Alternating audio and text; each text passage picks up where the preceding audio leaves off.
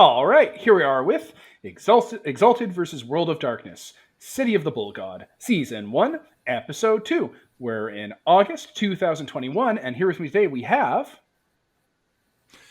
Brendan as the storyteller. Peter as Rigel Star, the celestial sensor at Solar Twilight. Devin as End of Sadness of the Infernal Exalted. Holden playing Layla Church, also Infernal Exalted. And Sam playing Rowan of the Lunar Exalted. All right, gang. So last time you all had a fun Free Willy-esque encounter with Nessie after after hanging out in Aleister Crowley's old manor. Aleister Now Crowley's sex on your way house. back. Listen, any house that man was in is a sex house. Oh no. Please don't bring the book back up. Oh yeah. Oh man, I forgot about the pervy book. It goes better. So, before that we get into some other things, I have a question for Devin. How are you getting rid of that massive RV? So I was going to just dump it in the Thames or the Thames, the river. I was going to dump it in the big fucking river, like in the middle of the night, and that was going to be the end of that forever. But Rigel made a really good suggestion that I should put it underground and let people live in it. So we towed it underground into catacombs, tunnels. I'm not really clear how London works. I assume it has a vast network of underground monster tunnels, and that's where we dropped off the trailer. Not the truck part of it. The truck part's alive and it left and is just going to do truck things. But yeah, we dumped it under the city for people to live in. Okay, that sounds fantastic. Truck things. Wow, that raises all kinds of questions about if the truck gets joy out of doing truck things. I don't know if it gets joy, but it does what it's told, and that's all that really matters. I mean, there's long-haul truck simulators, so people at least get joy from it, so why not the truck itself? It's funny we should mention the truck, because it is coming up later. Oh, boy. Oh, boy. Shoot. All right, then. So, after getting everyone back to London proper, everybody has gone about their day, or has gone back to their respective haunts, and starts doing their regular non-part of your exalted group things. So I'd like to see what those kinds of days look like. Rowan, would you like to tell us what that you do in your downtime? You can see, if you were to enter Rowan's apartment or his flat, you would see that it is in perhaps a state of clutter, maybe disrepair. But in the center of it, in the stacks of newspapers he's collected for some reason, the little mid-spirit houses that he's been putting up. He's one of those people that goes and puts those little art projects next to the bases of buildings. You might see a little speck, a bridge to the other world, where he has spent an increasing number of times. Were you to be able to step through that like he does, you would see his flat fade away into what could only be described as an architect's dream. There are beautiful potted plants on the walls cascading down as it opens up into the sky, arches overhead as glass windows fade away into the backgrounds. The twilight sky shimmering with not stars or whatever, but perhaps the dreams of mortals. As you would see Rowan sitting in what could be construed as a city garden of this spirit realm with his mentor, the owl. Currently, he is talking quite excitedly about his encounters with good old Nessie, which I assume the owl spirit knows all too much about. But eventually their conversations will turn to more pressing issues, I imagine. Oh, most certainly. The owl spirit itself keeps a the owl spirit itself keeps a keeps your attention. I'm sorry. It has your sorry. I'm stumbling over my words. It is attentive to what that you're telling it. It seems very interested in you managing to not only meet with other spirits, including things that called themselves demons, as well as meeting with a cryptid. Honestly, it is surprised that something like that would show itself to your group, but you all managed. Now, as the conversations turn a little bit towards other things, what all would do you, what questions would you have for the owl spirit, or I guess actually it probably prods you a little bit. Well then, Rowan, what is your exalted title? That is the name he's chosen. His That- true name is actually Sean Peterson, but Oh, that was- okay. he goes by Rowan. You He hasn't know, quite the settled down on farmer. a true exalted name. Okay, that's totally fair. It's such a normal name that I thought that it was That was the point, actually. it does help him blend in. Yes. All right then. All right then, Rowan. So you've managed to find out the truth about cryptids. Where will you go from here? Oh, I suppose I hadn't really thought that far ahead. I'm currently trying to discover what my friends are. They mages, wizards, perhaps. That's what you suggested, but as you said, it didn't quite seem to fit either. I mean, it's interesting. They're interesting. They seem terrifying, honestly. I've not been able to quite catch on to what they do and how they do it, or honestly how I do my things either, but it's a mystery. I suppose you're not going to actually tell me much more about it either. No, I don't believe that would be very prudent of me. You see, finding information is just as important as attaining information. I know. Or being taught it, or cataloging it. All of these are different ways to get to the same conclusion, but all are just as equally good paths. I understand.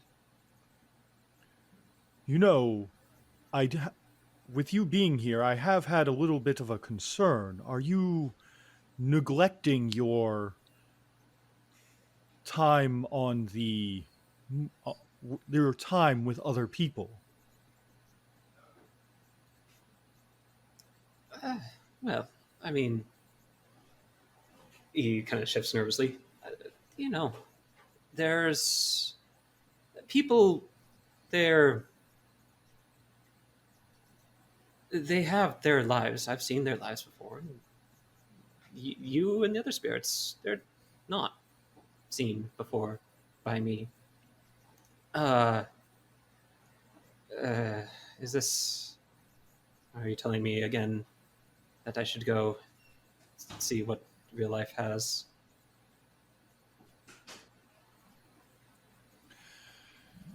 I believe that you shouldn't sequester yourself in your studies for too long, or else the information that you acquire will begin to stagnate and die. It will become useless to you. Though we are concerned with what that you have told us before about the world, you'll have to make sure that you stay hidden. After all, there are so many eye spirits throughout London. That's the other problem. I have giant antlers. I crafted a giant top hat. It's very obscene, but Really, I find it quite fashionable. all right, got me there. All right. Okay. Yeah. Okay. Sure. I can go back again. But it's so nice here. Look, I made some buildings. I'm not really sure how, but it seemed to kind of react to my presence, and I was able to shape them. Isn't that far more interesting? No? I believe that it is very interesting how that this realm reacts to the beings that come into it and shape it. But it is also possible that you are not the only shaper here. Maybe it reacts to the others who move throughout this realm. I mean, isn't that just absolutely fascinating, though? Why don't I go talk to them? Okay. If that is your wish, I could introduce you to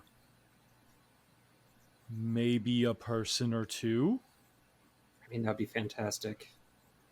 But They are hesitant about others not of their kind in this realm.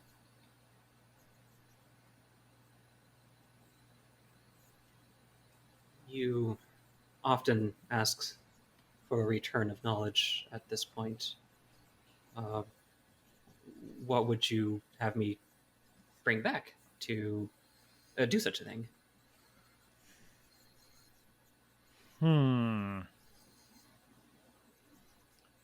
What would I have you bring back? I would like to, in exchange for me to introduce you to one of the people who also calls this realm their home, who also treads between realms as you do, I would ask a small favor in the material world. If you could, at your next convenience, find me. And it kind of thinks for a moment, like it wants to test you, but it wants to kind of it doesn't want to just tell you what to get. And you kind of see it like close its big, gigantic spirit form eyes for a moment as it thinks about it. And then they kind of pop up like suddenly, and like if the camera was like right on it, it was like a close-up like jump scare almost. I believe that I have an idea. Rowan, when that you next go into your world, find a gift that you think I would enjoy. Oh. Oh. Oh. Oh, dear. Use your knowledge in a way that benefits others.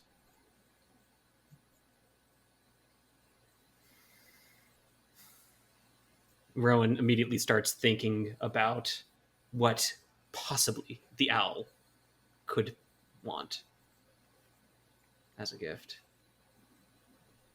And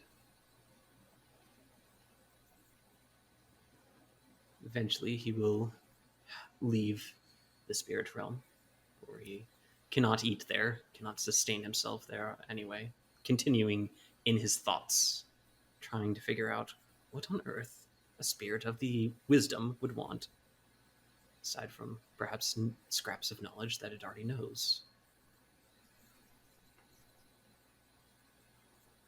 Well, that's certainly for Rowan to figure out. As you leave, the owl spirit raises a wing in a time-honored gesture of "see you later." And before that, if you look back as you're leaving, you can see that it leaves the perch and area that you all are in, and seems to fly off in the distance towards the like spiritual manifestation uh, of Big Ben. All right.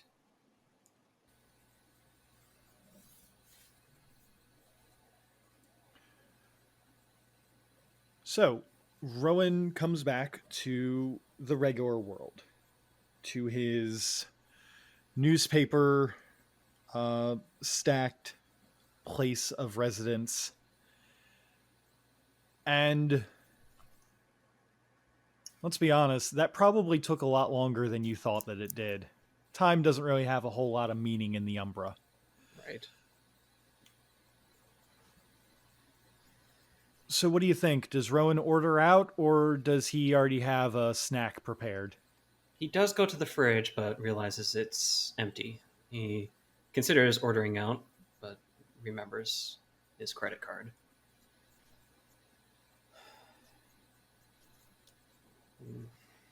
Does Rowan have any family that he can hit up for money, or maybe friends who'd be willing to share a meal with him?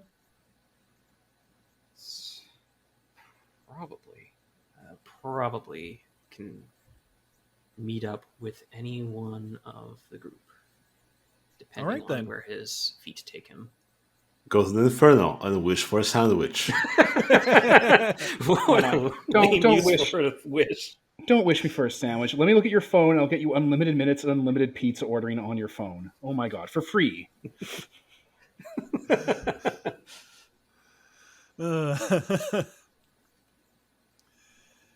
All right. So one last question before we switch over to someone else. So London is a very heavily surveilled city. It's pretty hard to go about the area without being noticed on some kind of closed circuit television or system. There's so many security cameras around. Right. And Rowan has enemies in high places, or an enemy at least. Yes. How does Rowan avoid being noticed when he leaves his apartment? The problem is that Rowan doesn't know he has an enemy, so he doesn't. Oh, interesting. He dons his typical way of avoiding people's attention, which is to dress as gaudy as possible with a giant hat. People tend to avoid people that look weird. Ever been to New York? Julie tested that. And just typically, the whole "not my problem" is good enough for him. It's gotten him through life for a long time. You know, that makes a certain amount of sense in a big city like this. People don't like to look each other in the eye on the street, let alone comment on your appearance, especially when you're being weird. They just kind of assume that you're going to go and continue to be weird. Yes. Since that you're going around doing that, I would just to see if that you can manage to blend in with the crowd. I feel like this is going to be a weird one. Okay. I feel like that would be a charisma and stealth roll. Interesting. That's both things that I'm actually somewhat good at. The difficulty is going to be a 6. Okay.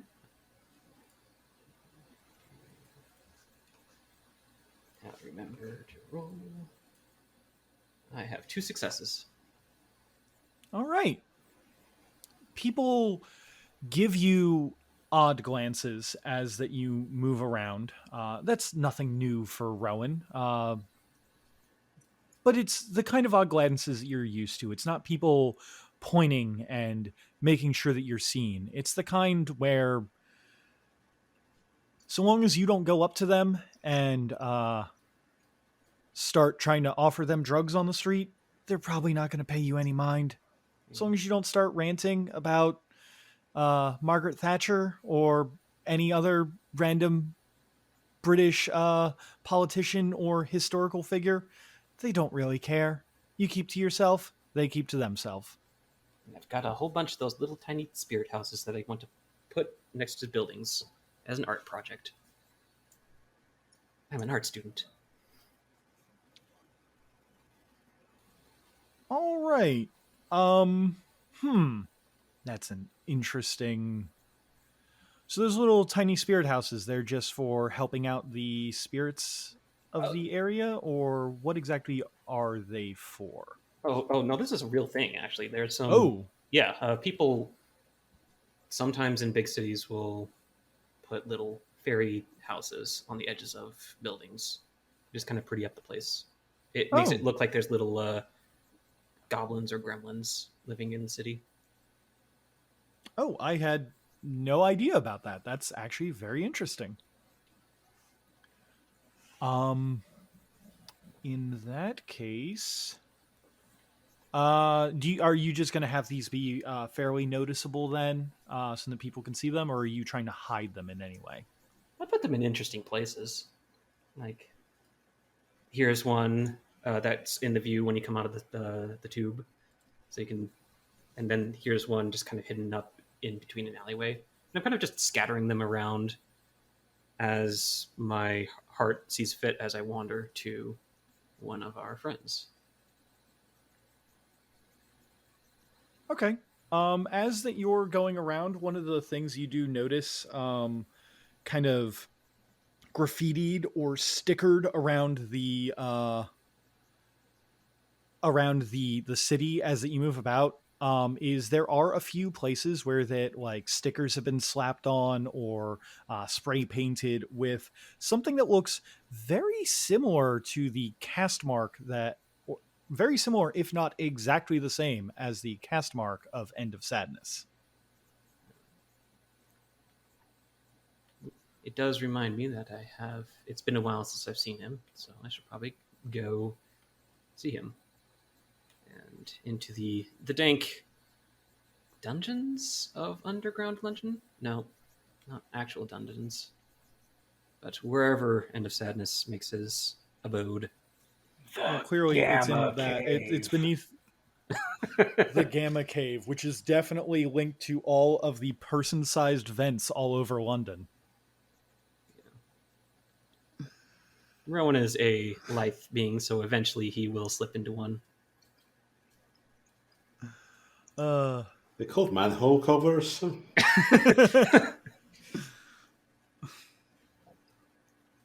All right, then. So,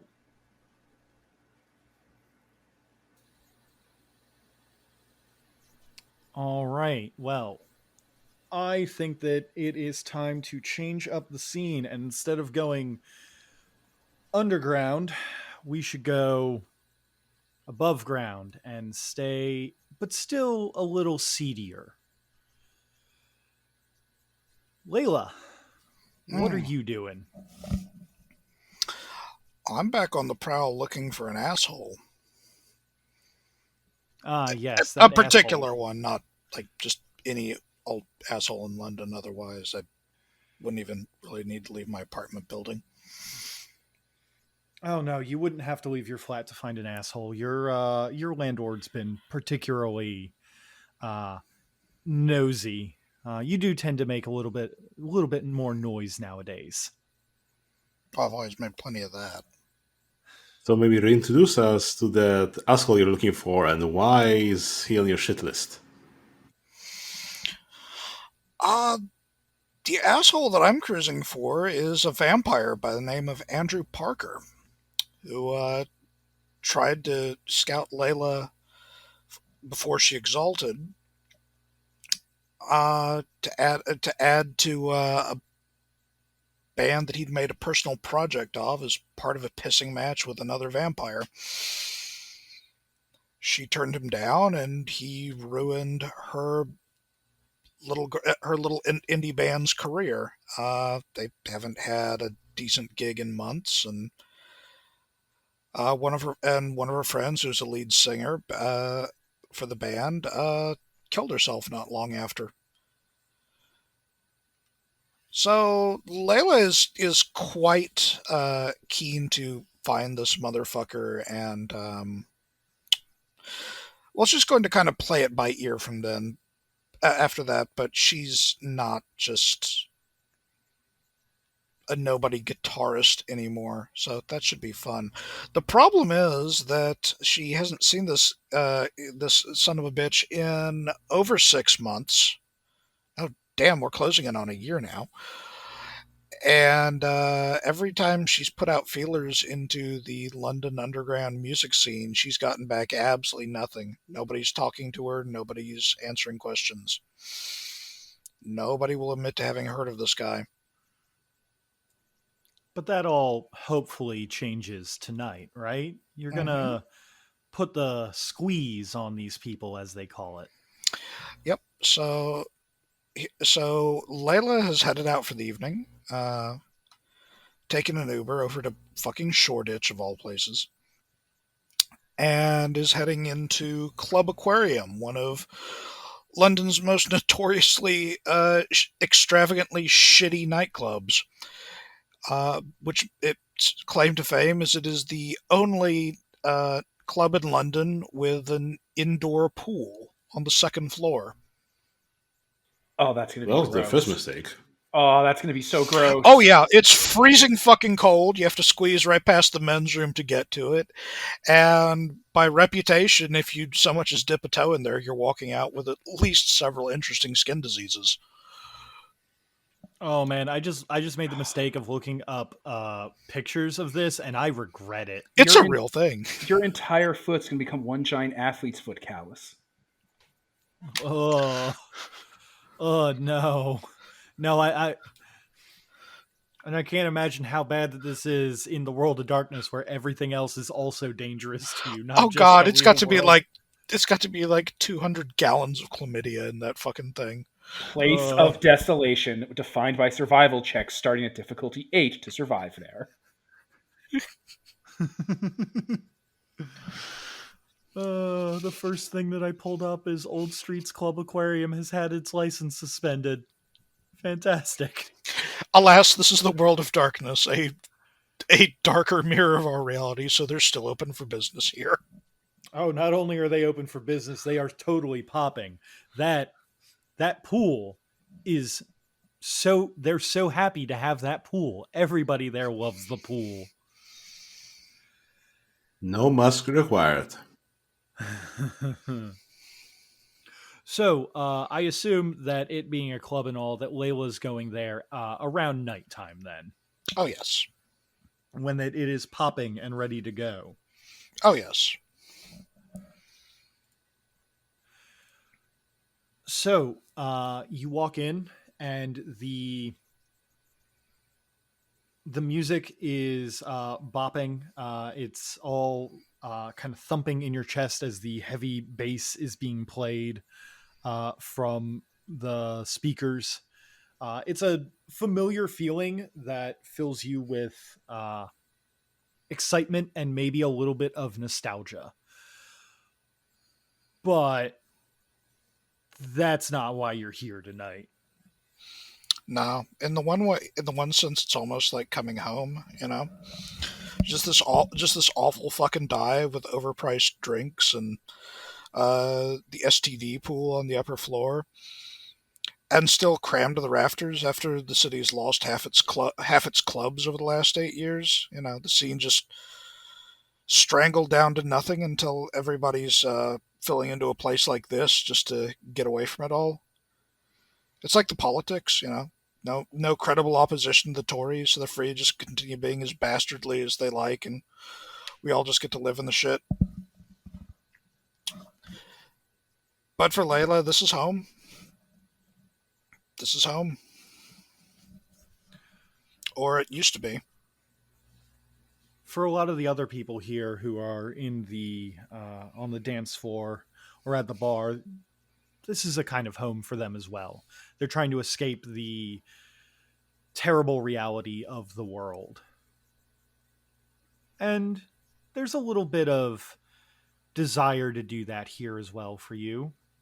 But nah, this place could use a little bit of action tonight and not the kind that gets up on the stage. Unless you want to make a show of someone. These people came here for a good time. But I'm here for business. Yeah. Yes, you are. So, you managed to make it in. It probably takes a little bit waiting in line at the club, unless, of course, you have a way to get in quicker than that. But No, I once got all you're evening. in, okay. Once you're in, you how do you go about trying to, I guess, find and talk to the manager here, or the club runner, whoever's setting up all the gigs here? Oh, that's easy. You just find the bouncers and you start peeling off little 5 quid notes.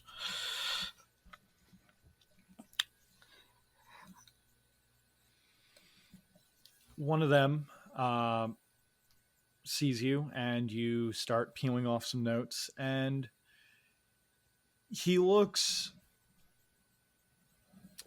a little bit, and then once he's got like one or two, he's happy to show you the way to the boss. You're not sure if he's new here, but it's not unheard of to pay your way into seeing someone in this kind of scene. Oh, why not? They're not losing anything for him to turn down whatever I've got in mind. Just how it's just been going and going and going. So, they take you through towards the back where there's a little bit more soundproofing, so that the rest of the bass doesn't just press through when it's someone and distract someone while they're trying to count the multitudes of pounds that's in the back while they're trying to actually do math. The bouncer gives a sharp knock on the door. Boss, got Layla here to see ya.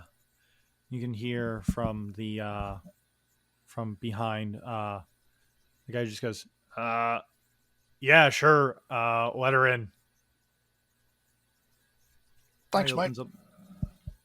He waves you off and goes back to watching the crowd and maybe making sure that some drunken kids on holiday from uni aren't causing too much trouble. Mm-hmm. I'll just head on in. Head on in, close the door behind you. The office is the kind of office that you expect to see everywhere else.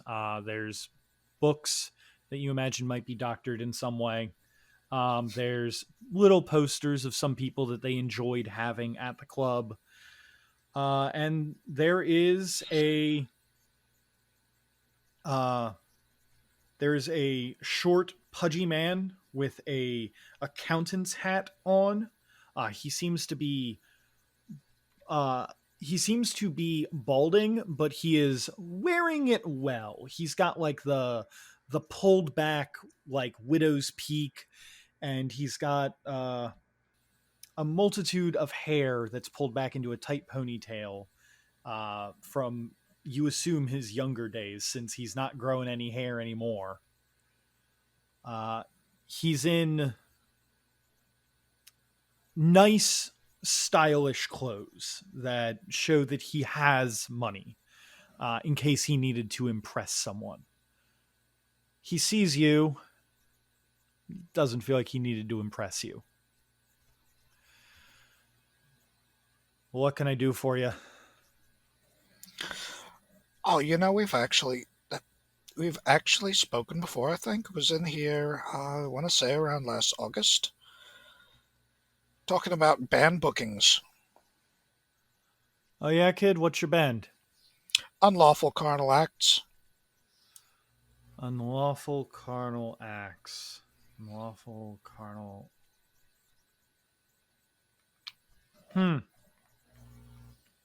Did you talk to me? I don't remember that.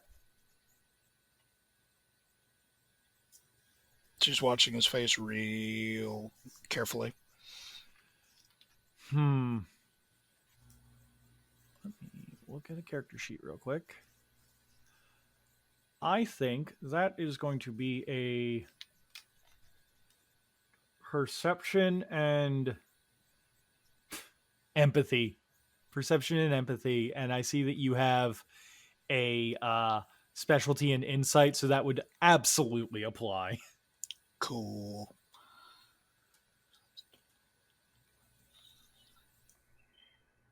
I'm going to say this guy has a pretty damn good poker face. So I'm going to say it's probably going to be a difficulty 7. Okay. Not gonna burn any essence for this. That would be 3 successes.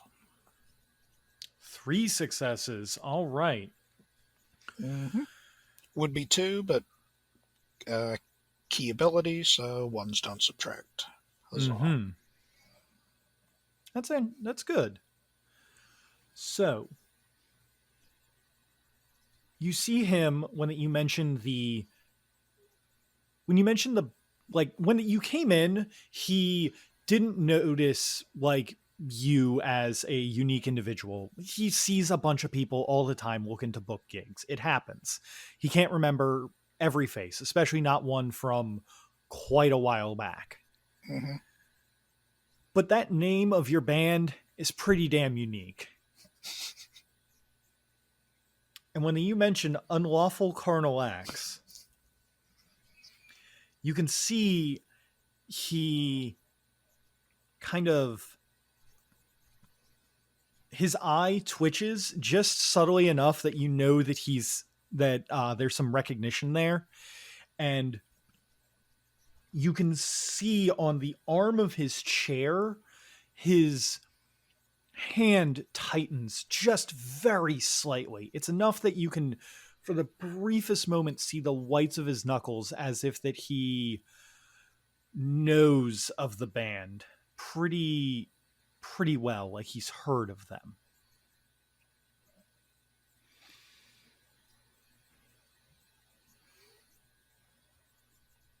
So, go ahead. I'm sorry, go on. He tries now granted he doesn't know that you've seen all this. Yeah, can't say that I've ever heard of you. Oh, well, no worries, mate. No worries. We're not looking for bookings at the moment. Ran into a bit of misfortune. And we're down a member right now. But you see, the thing I wanted to talk to you about was you turned us down last year when we spoke before. You know, that time you don't remember. You see he kind of looks around. I think that I would remember an act with such a unique name. Yeah, and I think you'd remember why it was that you didn't want us on your stage.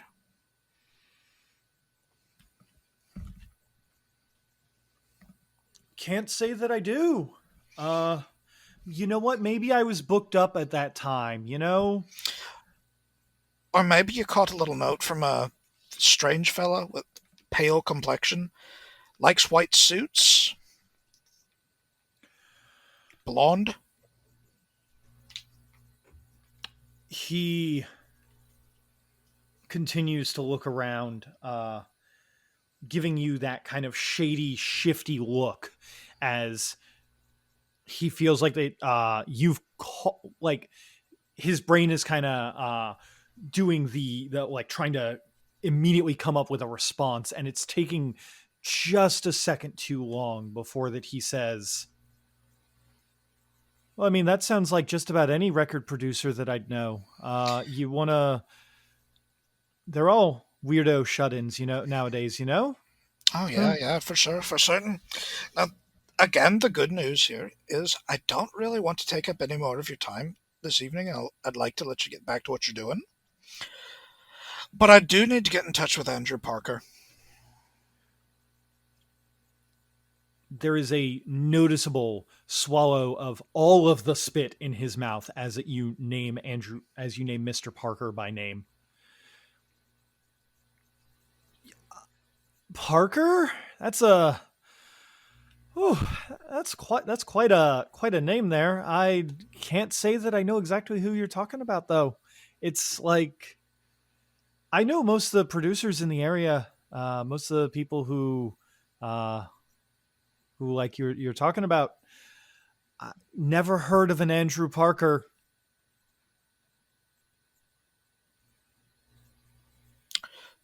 The light overhead flickers just a little bit. And there's a feeling like this weight gathering in the room, as though somehow in this shitty backroom office that gravity just gone up to about 2 or 3 times its normal level, although nothing is in fact heavier or drooping or weighed down. It's just something concentrating in the room, and it's concentrating on this fellow whose name Layla has not yet caught and doesn't particularly give a shit to know. It is the feeling of her concentrating her will on his,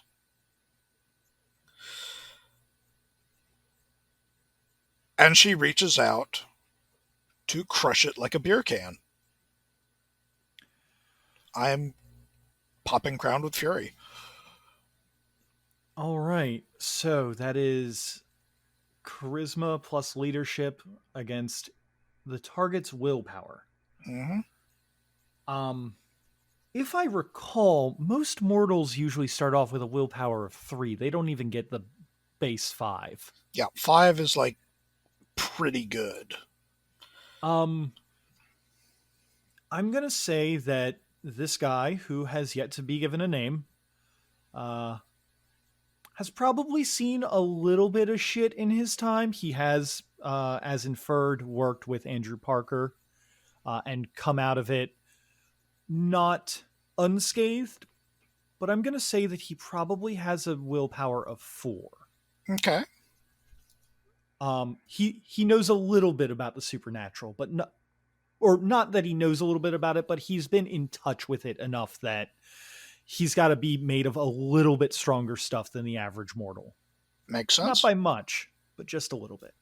So, if you would like to roll me Layla's charisma plus leadership against difficulty 4, okay, see what happens. Charisma specialty is forceful, which... Oh, I would absolutely say that Layla is being very forceful with this. Yeah, I think I'd agree.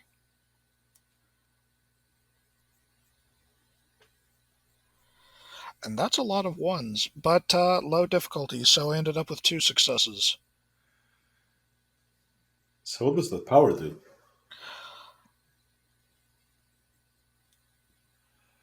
Crowned with Fury, it crushes someone's psyche and basically makes them into your lackey. They're obedient to you for a length of time determined by successes rolled. 2 successes basically makes this guy my slave for a day. He can resist commands, but well, we'll see what happens if he does. So I have a question for you from a storyteller perspective. When this happens, is the NPC aware that they can resist commands? They can try. I mean, certainly they can try. Okay. That's what I was curious about, because sometimes these are written as that it just automatically happens, and they wouldn't. I'm curious if they would know to do it.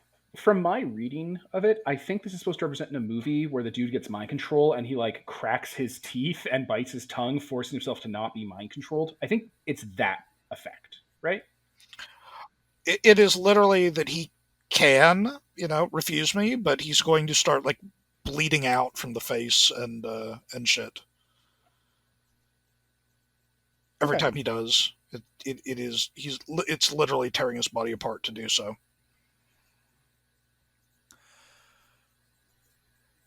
So then, you have him under your command. What do you ask of him?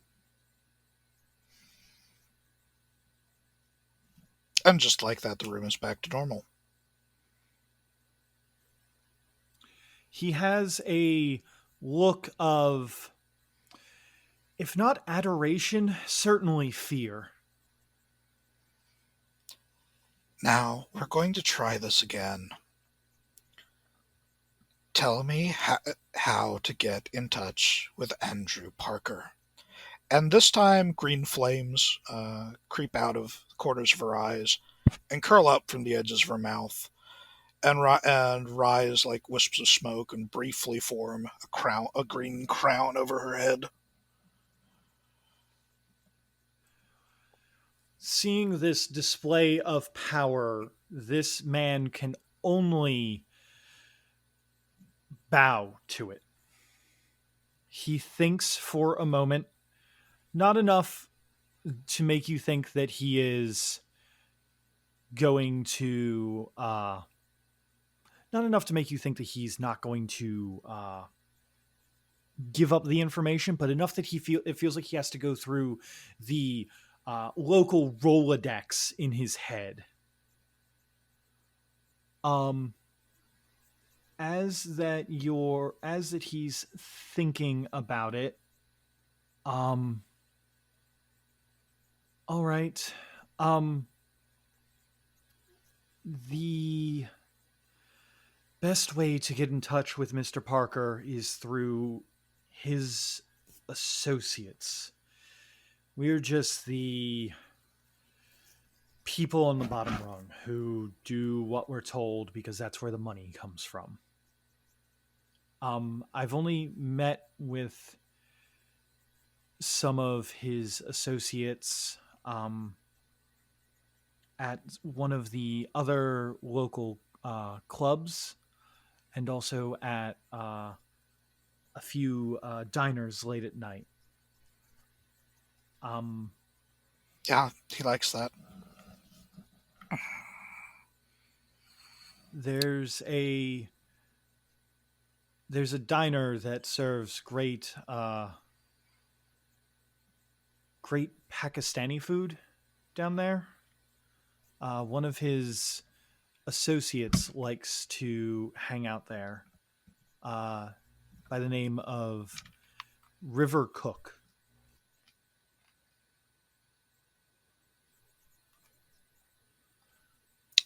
Layla grabs a little bit of scrap paper off of his desk, clicks a ballpoint pen, takes it down.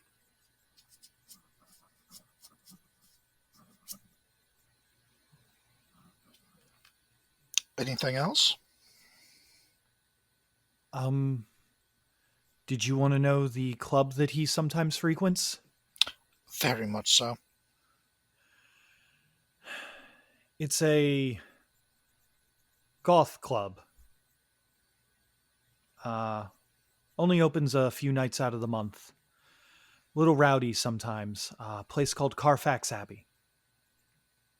You're shitting me. No, I wouldn't lie. Oh my god. Alright.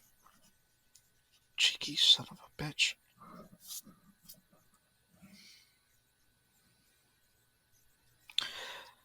Well, as I said, I won't take up any more of your time tonight. And, oh, before I leave, for fuck's sake, make sure that pool's properly chlorinated. That's actually, again, accompanied by another lick of flames and a manifestation of the crown. I almost want him to try and disobey the order here just for the fun of it, but but no, he will nod to you. We'll get it done on our next off night. Maybe we'll see one another again, or maybe we won't. You have a good evening, and don't let Andrew know I'm coming. I want it to be a surprise. He zips his lips, mocking a zipper or miming a zipper, and then nods to you. I'll make sure it's that he doesn't know. Ta. And you leave, and he goes back to his things, as if nothing ever happened.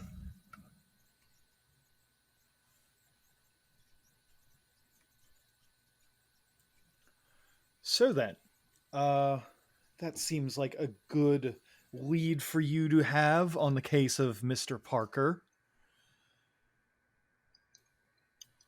I think that for now, it's probably a good idea to swing the spotlight from Layla, going about the rest of her night with whatever that she decides to do, over to someone else. So then, Okay. who would like to go next? I think because we're setting Pete up to be last, that means it's me. All right, then. That works for me. So, End of Sadness. Your underground lair. It is a lair. I do call it a lair. What was it called? The Gamma Oh, okay. Cave. The Gamma Cave. How is that decorated? I assume that your symbol is everywhere, but are there any knickknacks or... Oh, go ahead. The Gamma Cave is one of those old-timey ancient London tombs you hear about every once in a while. It's, deep under the city from when the city was built. It has like an actual sarcophagus in the middle of a room that had a mummy in it, like drink the mummy juice mummy. And it's like, it had like arches and stonework everywhere and looked like, it was a built place that was a resting place for some asshole. In the intervening months since End of Sadness arrived on Britain's shores, they've renovated this place. Mostly had it like opened up a bit, give a bit more space in there. There's TVs, couches, a bunk bed in the corner. The bunk bed is a little taller than you'd expect for reasons we'll get into. There's a kitchen cooking area. Like it looks kind of like, how some folk will buy like a studio painting warehouse and turn it into like their apartment and just live there in movies. It's like that, but like an old catacomb. Like this has clearly been renovated. And there's even like power conduits coming down from holes in the ceiling because we'll get into that. But that's the Gamma Cave. It's a place of desolation. It's a dragon's nest. It is ineffably tainted by some sort of dark evil, just pouring out of it like a wound. And yeah, it gives off that ambient kind of sickly, whatever, tainted places of desolation give off in this world. It gives off that energy. It gives off an entropic resonance if we were playing mage, or it would give off a taint of the worm if we were partial to being werewolves. Oh, absolutely. Yeah. All of that. Yeah, so the Gamma Cave is, in the morning, it's usually dark because all the lights are off because people are sleeping. But when it's up and running, it's kind of just like an apartment that End of Sadness lives in and doesn't have people come into because it's supposed to be a bolt hole. And no one's really told him not to use as a bolt hole, so he's just going to run with that until the other party members are like, hey, maybe you should move people in there. And they never will. It's not going to happen. No one's looking to move in down here.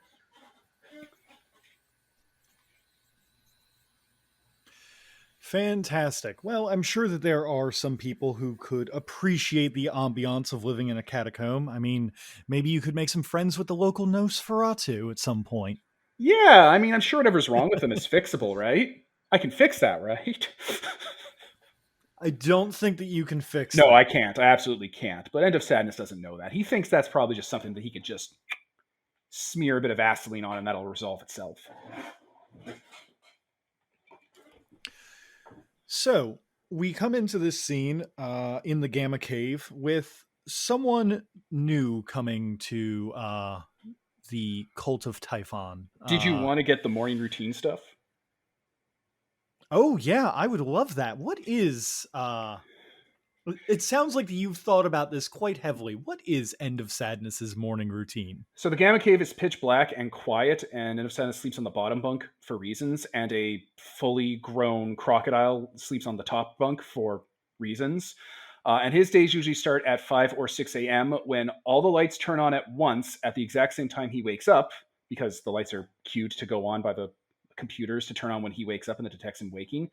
Because he wakes up every morning screaming. He has nightmares, and I'm not going to play that flaw down. That's for assholes. You don't take nightmares and not play it that you have nightmares. So catapults straight up out of bed, which is why the bunk bed is higher than it should be, screaming at the top of his lungs, holding his chest like he's having a heart attack. All the lights flick on, and everybody wants to rule the world starts playing an automatic as he calms himself down. The alligator rolls off the bed and shapeshifts into a man, and pats him on the back, lets him catch his breath. End of Sadness gets up and starts exercising by running laps, and the crocodile cooks breakfast. That's the first hour of his day. All right. So I have 2 questions for you before that we continue. Only 2. So far. Okay. Maybe 3 now that I'm thinking about it. So Okay. what does End of Sadness dream about that is so horrifying? Everyone someone else ever knew dying. The same dream. That is actually horrifying. And it's not his life. It's the life of someone else. Someone who lived in a giant metal cave with a ceiling and no sky, with people with gems in their head. And it's just a recurring, pitch perfect nightmare of the last day of that city when everyone dropped dead. It's an apocalyptic dream every night. Horrifying.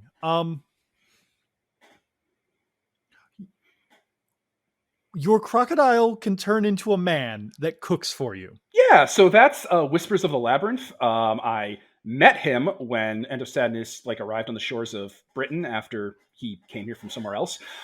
In the sewers, befriended him. They became best buds, and because Exalted can pick up familiars, he's now his sacred bond animal, like Swiftwind from She-Ra.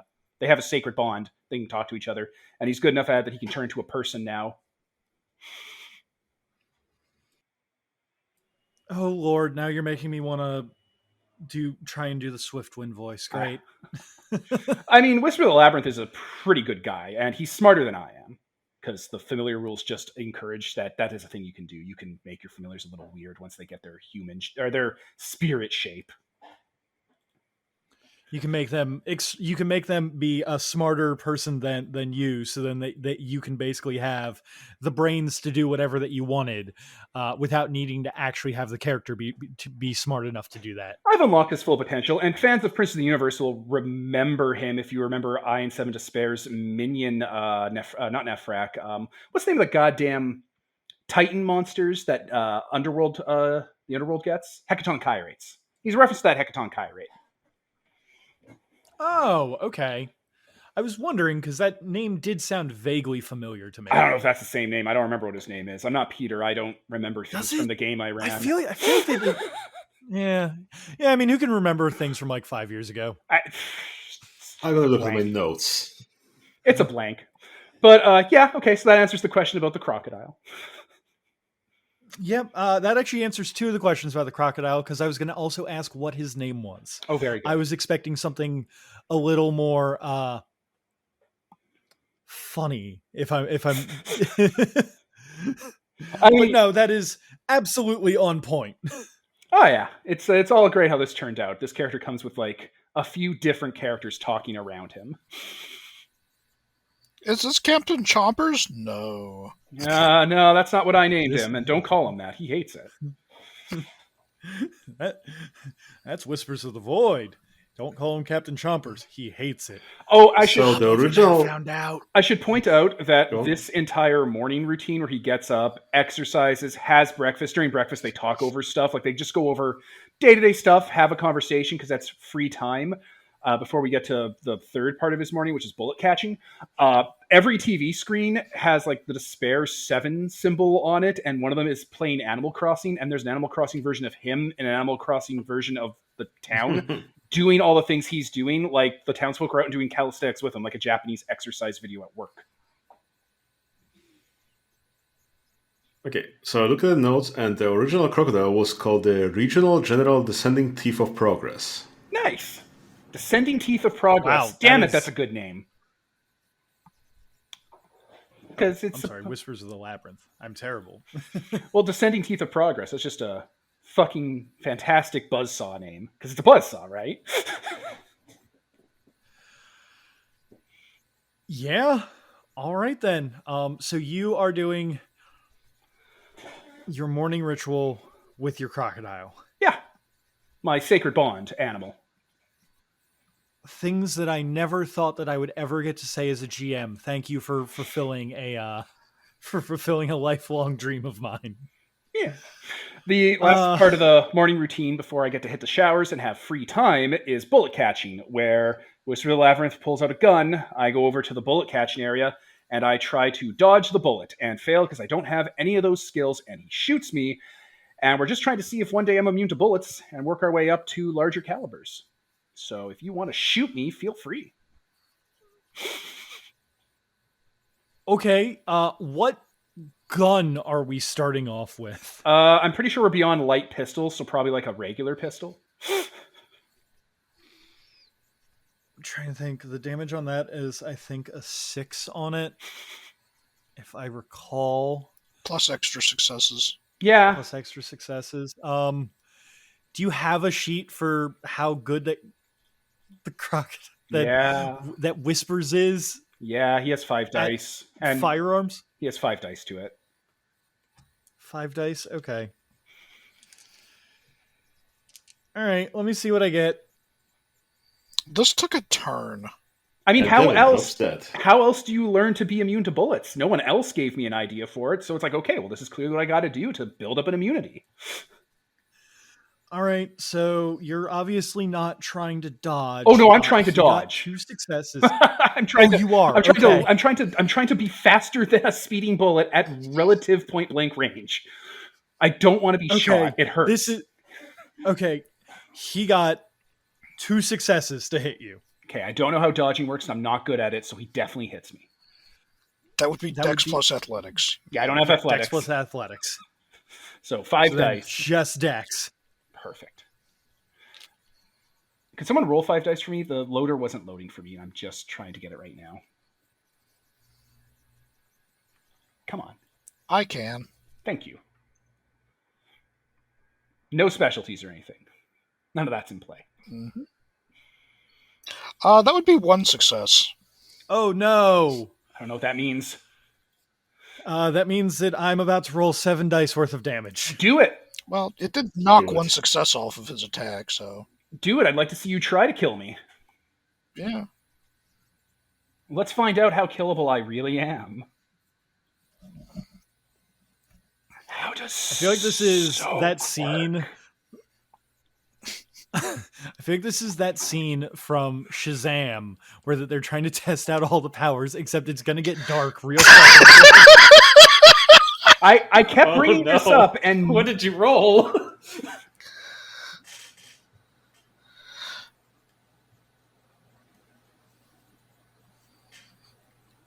And now we walk through the damage system. okay. So Okay, how does this so work? if I recall,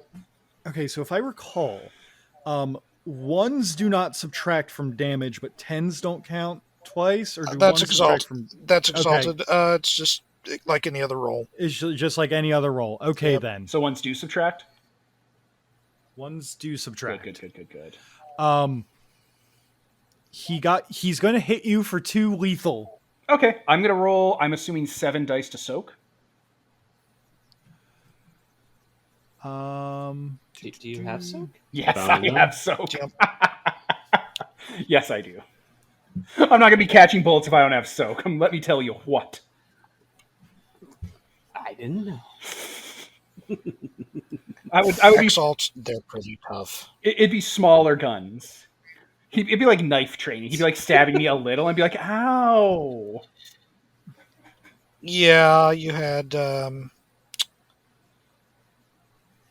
friggin' demonic guy had one, right? So gave you armor. Yeah. Oh yeah. So then Crown you of would Glory. be rolling 7 dice for soak. Okay. Yep, that's just 7 dice, difficulty 6. Let me refresh the roller. Okay. Okay. I'm glad I don't have. I'm glad ones don't fail me. Wait, do they? Do ones fail me anymore? They do. God damn it! Oh, On they soak sure rolls. they. Oh yes. God damn. Oh yeah. No, I just take it. I did have 2 successes. I didn't realize ones subtracted, but I kind of expected to be shot. This is why full moons are good, by the way. Why are they good? What can they do? Can you botch soak? Stamina is a cast attribute. So Attributes being favored. God damn. That's so Mm-hmm. liminals. Yep. Damn it.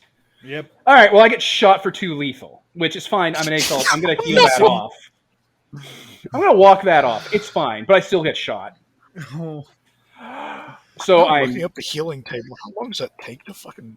I think it's hours. 2 2 lethal. hours? I want to say it's a few hours.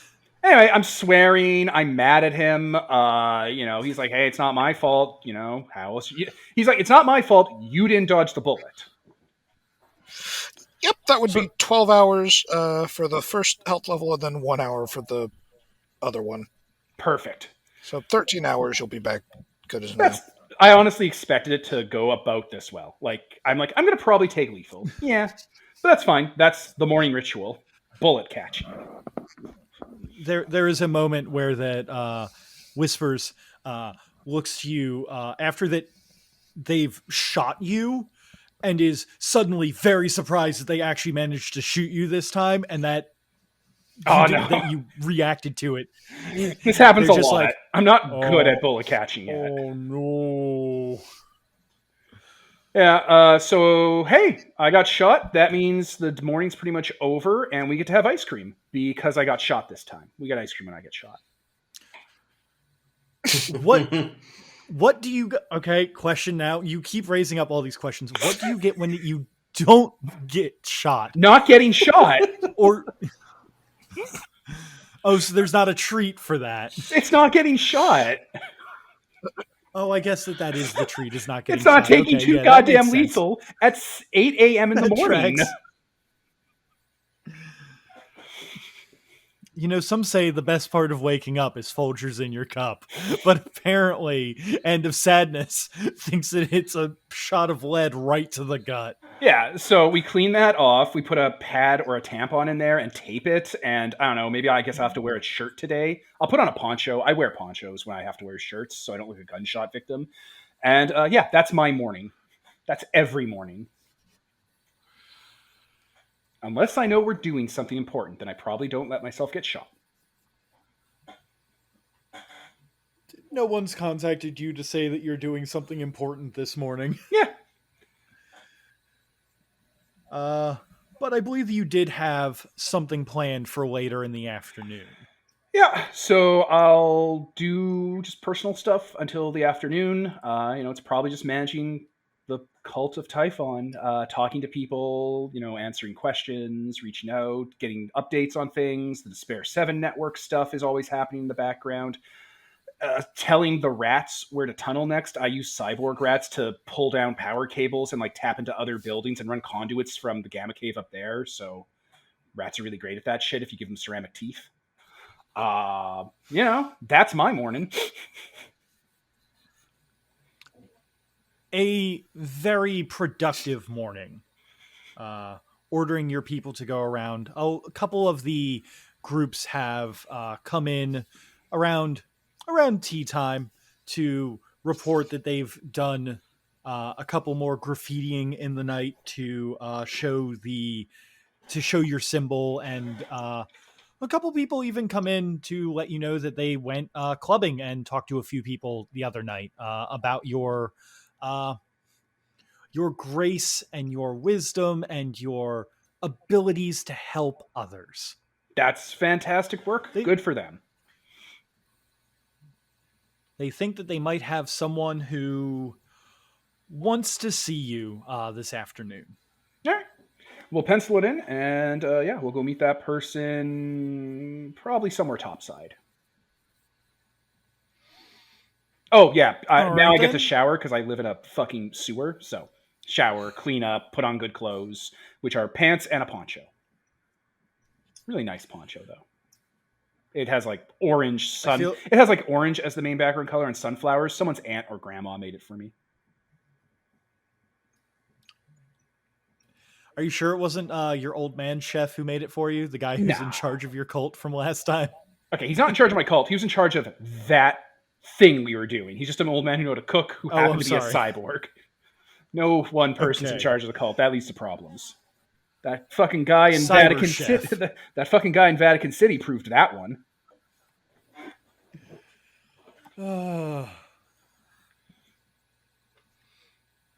So, I feel like that you and Rowan have the same sense of how to be stealthy in London, which is stick out as much as possible, but don't make eye contact. Well, I look like how I look, and I'm dressed like how I dressed. And before I go out, I do put on Ziggy Stardust pixelated makeup to stop image facial recognition stuff from working. That's not even something I picked up recently. I've been doing that for a while.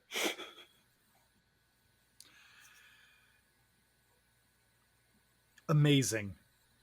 So, do you prefer to meet people at a cafe, or do you prefer a quiet restaurant, or are you more of the kind of person who hangs out in clubs when that you're gonna meet with people? A Starbucks, but one that's locally owned and not a Starbucks. Across from a church. Oh, so you're really making yourself stand out as being a goody two-shoes. Yes, that's what this is. Yes. It sometimes having a little bit of an air of what is it? Not authority, but legitimacy really helps to put people at ease. You know, you're in a public place, church is right over there. They're not going to expect the devil to make a deal with them right there. Yeah.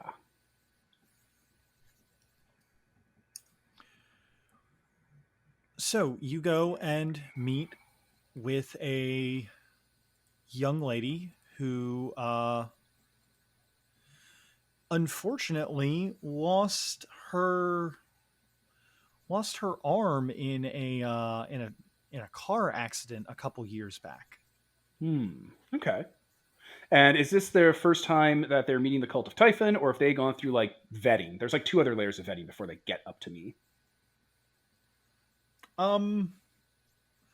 What are the 2 other layers of vetting so that other people know how that operates? Oh, sure. So there's infection, mutation, then outbreak. Infection is when they meet someone who has a problem, and they start to pitch to them that the Cult of Typhon can resolve it. This usually involves them just gain a beat on this, if this person would be like on board with radical experimental surgery, or maybe, going off of private healthcare, or being part of a drug trial. It seems very not supernatural at that point. And that's usually when people, and by people I mean Despair 7, because it's a computer network of a bunch of machines I have, vets them as hard as possible to make sure they're not like a serial killer, or like a person who hits kids with their car and drives off into the night and never reports the body kind of person. We screen that out in infection. Probably mutation, when it's like, okay, this person could probably use help, is when they start to ease in the supernatural stuff. Like a cyber demon will be like, yeah, look, here's my augment, and they'll show them the augment, and then they'll show them a little bit more and how more extensive it is, and maybe the glowing silver power core where their heart was cut out and replaced with a demon reactor. And if they don't completely fucking freak out and are more on board with the idea of getting their life put back together and magic being real, but in a science fiction way, then they meet out of sadness and the science fiction part goes away. And it's like, no, no, no, no, no. God and devil are real and there's a fight going for the souls of mankind. This is totally biblical. There is no sci-fi here. It's usually the stages. And the third one's called Outbreak because usually shortly afterwards, that's when they, get the augments put in. I believe that they have gone through the vetting process. Okay. I think that is a little bit more interesting to see how this ends up. I mean, you don't always have to be present for the initial stages. Yeah, and Despair 7 being my machine guy, and also the guy in my head that tells me to do stuff, that is sort of my boss, and I'm sort of their boss, it tends to keep things pretty close to what I'm looking for. They're not like a monkey's paw.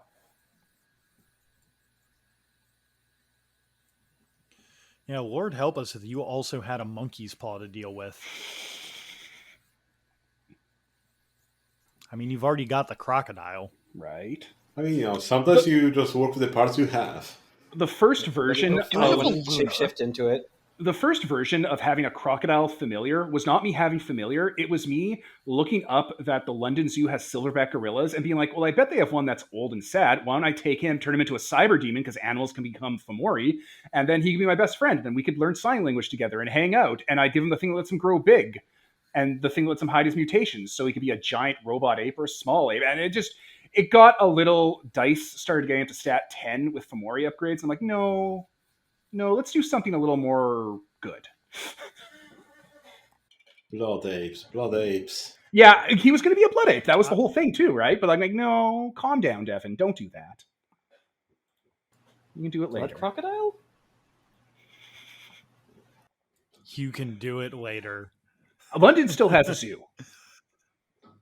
Oh, it most certainly does. And then I can't wait for you to go all demonic Jane Goodall on the monkeys and the animals there.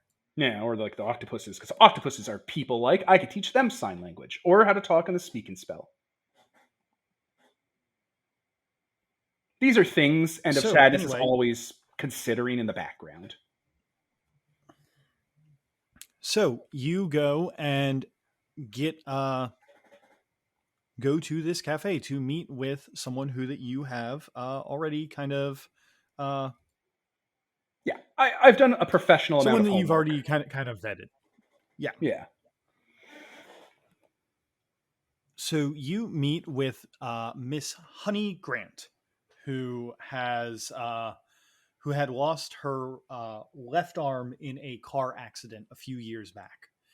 After vetting that she's not a sociopath or a monster of any kind, and that she's just a down on her luck lady who has tried a lot of the alternatives of prosthetics and everything, and she doesn't like it. She can't do it. It feels weird to her. She's very unhappy with life and everything. There's nothing that the doctors in the UK have been able to do for her. She's heard word of experimental treatments over in America, but that would cost a lot of money that she doesn't have. Mm-hmm. And at some point, someone approached her from you about getting prosthetics that felt real. Perfect. All right. Well, I probably have like a carry-on bag or like a briefcase. Probably like one of those bags you bring on an airplane that has like little rollers and like a little like handle. Like that's carry-on, not big luggage. So that's probably with me. Probably a few people from the cult are here, just in the background, hanging out. So I'll be at a table waiting for them to show up.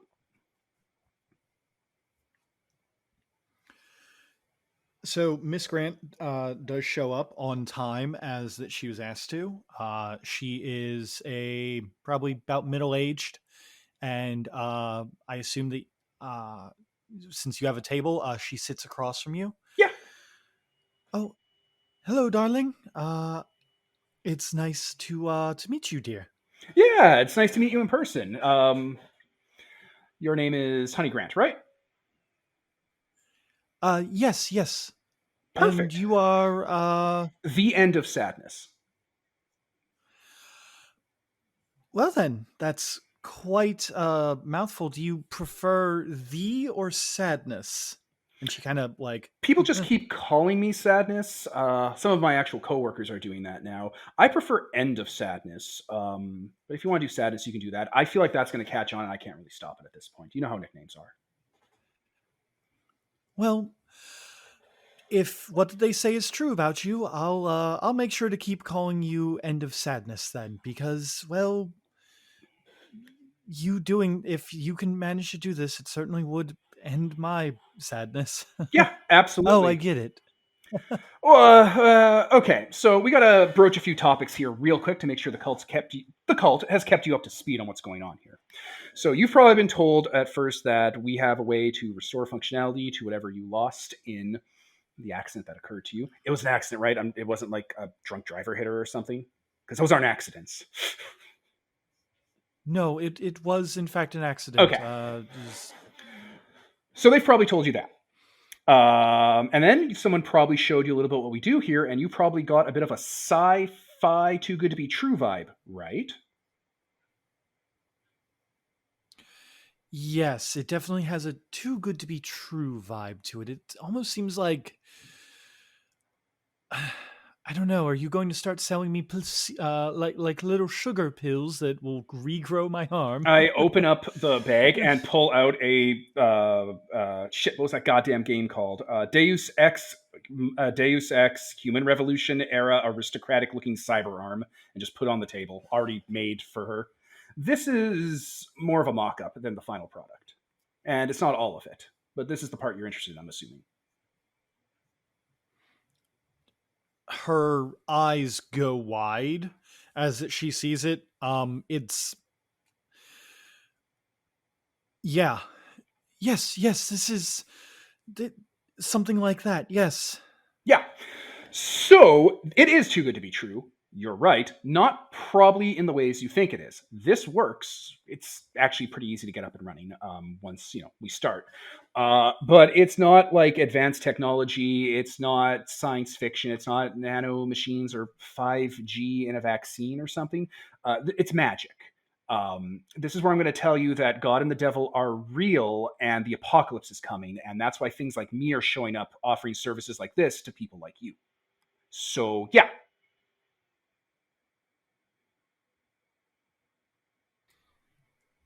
This is admittedly a lot for Miss Honey Grant to take in. Yeah, this is why You just kind of we sort of just ease them into that in phase 2 where they start to get a taste for it. Like people about to, it's like gravity, like in that fucking Joker movie. You just kind of let go and gravity will kind of take you the rest of the way once you've been sort of soft exposed to the supernatural. Things start to connect pretty rapidly when you get the hard evidence. well, this seems like at least part of the hard evidence here. So you can kind of see on her face the her brain kind of firing rapidly as ideas are formed about all of this. But at the end of the day, the conclusion that she comes to is that yes, I still want that arm. Excellent. Let's talk about the other stuff you're going to be getting to make it work. So there's several things I usually have to pull. Your heart, it's just a thing. I can't really get around it. It gets replaced with a reactor of sorts that contains, I'm going to call it prayer or faith. It's a power source, and it'll run that arm pretty well. The exchange of that power comes from loyalty. Now you're thinking, oh, okay, I need to do stuff for you and you'll help me. I mean this in a physically literal sense. You being loyal or working for me powers the equipment.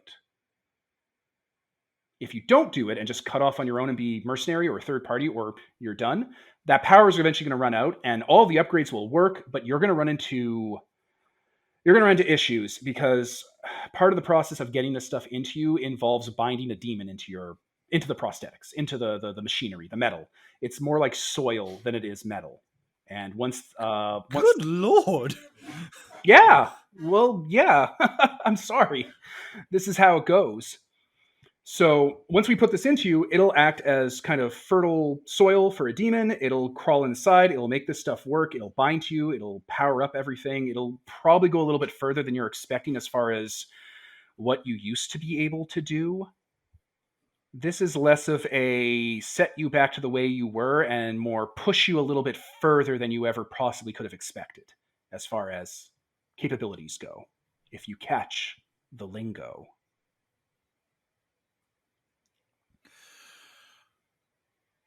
Yes. Well, oh wow, this is so much to You should probably about ask and about take in, how but- long you have to serve. That's probably your next question you're going to want to ask. Yes, well, outside of the binding demons into me and Demons are the least important part yes, of this. how- They're pretty tame once I get my hand on them. I'll make like a gripping motion. that's not ominous at all. All right. Well, so how long do I have to serve? 5 years. In 5 years, I'm pretty confident that I can open up these. I can open up the sort of symbiosis you're about to go through and refine it, make it streamlined, remove any sort of inconsistencies or flaws you're going to encounter that are going to make your life harder if you choose not to re-up for another 5 years. Every year comes with a reward. Usually it's the devil refinement. You're not going to be working every day for me. You're going to be doing your home life. Actually, interesting question. What did you do before your accident? And what are you hoping to do after you get, this problem of yours resolved? Oh, well, I was a nurse. Okay, well, you can go back to doing that. Have you ever thought about traveling? I've traveled a little bit on holiday across Europe. I've been to France and Spain before. Have you ever wanted to see all of Europe, like as a job? Like that pays money? Why? And it's not a hard job either. I mean, if again, I feel like that you're saying a lot of things that are too good to be true. Well, yeah, I'm the devil, man. That's my deal. Like, I mean, if I'm being honest, I honestly thought that you would have a little bit more of a menacing laugh when you did that. You're kind of coming off as quite a jovial chap. perspective helps things. And really, the end goal for the Cult of Typhon is to make sure people like you aren't left behind when, and I'll gesture to everything around us, all of this kind of changes. Well, I mean, you are a cult. I did, I guess, expect that. We use the hard C. Ooh. Well then. Like cult. Like, we don't hide that part. I don't mean hard C like that other word. Yeah, I see that. So then, yes, I'm down. 5 years. You know what? What's 5 years when you can have an arm back? And plus, if things go If things go the way we think it goes, there is an eternal reward being teed up in the future, but we're still working on that. We have a whole final eternal joy rest thing kind of in the works. I'm not really all the way there, so I can't really promise that to you out the gate.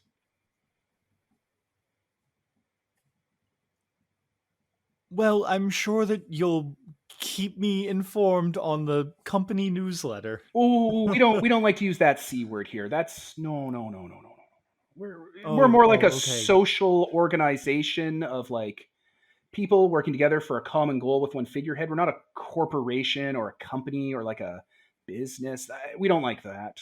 Commune. Commune. That's a good What C about word. Commune? I was going to suggest a club. It's like a social club. Yeah, sure. I mean, if that helps, yeah. But I like commune. It kind of speaks to what things are going to look like in the after. All right. Well, you know what? If it gets me the arm back, I and I can do what I love again, then yes, I'd be willing to give you some years of my life. Perfect. Well, the next steps then are you get yourself 24 hours to think about it, and then you're going to get a call up to confirm your appointment, and then we bring you in for surgery. I'm the guy that does the surgery. Oh, well then, you know what? I should have expected as much. I mean, just to Um, let you know, and I'll like gesture to one of my guys to come on over, and they have that merit that Fomori have where they can hide their implants and stuff, like their Fomori bits, and I'll just have them graciously in the coffee shop kind of reveal some of the more extensive parts that have been kind of replaced all over them. House fire. Oh, he looks, or they look fantastic. That's going to You be you. wouldn't know. That's going to be you in about a day if you decide to go through with it. All right then. In about a day, I'll give you a call up. I appreciate you letting me sleep on it. Doesn't work unless you're on board, unfortunately. So glad to see.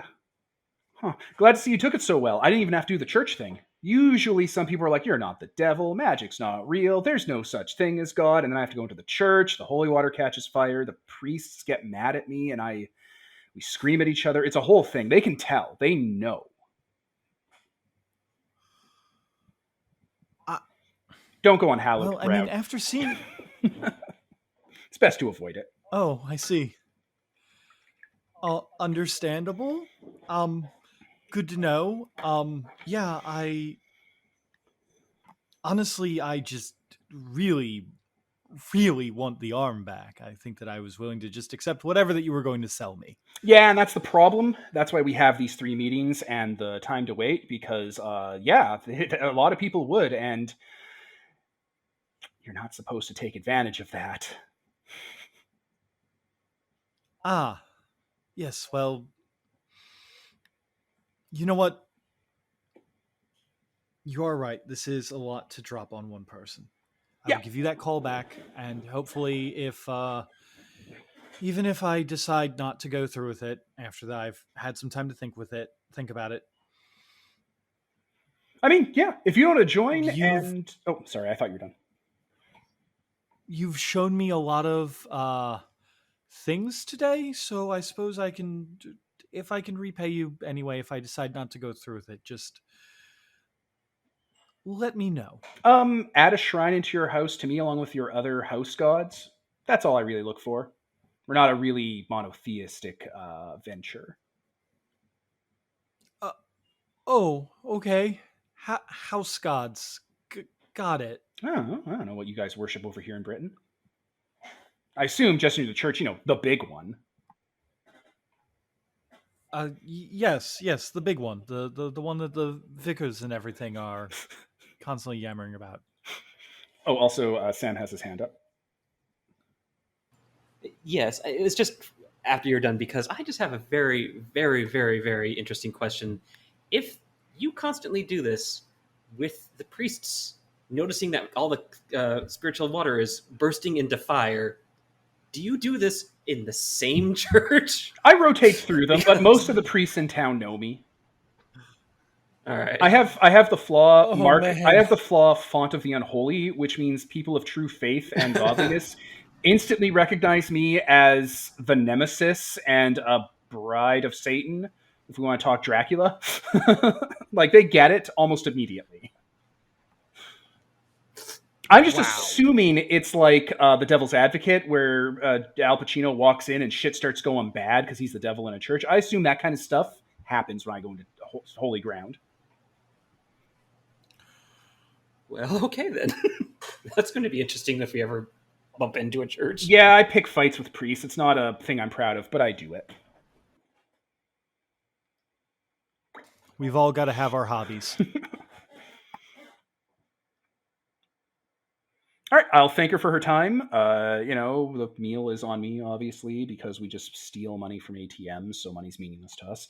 And I will, let her go on her way, and I'll just, I guess, I have the day to myself. I didn't really plan anything else for oh, wait, no, we'll show her if she's interested, I'll show her potential partner, which is that transport truck that's alive. I'll like have it pull on up, and I'll be like, okay, so if you do join, we're looking for someone to drive this transport truck. It's alive and drives itself, but it's really useful to have someone on the road in case we need something long distance done. It pays and everything. You just don't do anything. The truck drives itself. You just have to be there in case someone harasses the truck. It's all paid off. All right, so I, you know, when you talk about things like replacing people's arms and everything, Dia, it's very like mystical and interesting, and like you're just going on about the intricacies, and then you come out and tell me that this truck is alive. Yeah, I haven't even named It it was a yet. self-driving car. You could probably name it. You know what? If you take the truck job, you could name the truck, and it's basically going to be your bonded spiritual animal companion. And plus, you're a nurse. Come on. Do you really want to be spit on for the rest of your career when you could be in a living truck that's your best friend? So I, the GM, obviously cannot like say no to this deal, but she is going to. She can think on it. Like when you I put just it need like something that for the truck. And truck drivers make bank. They get paid in euros. That's amazing. Oh God, she's now all that I'm imagining is that all Euros that are she worth less does- than pounds. What? What? Who said that?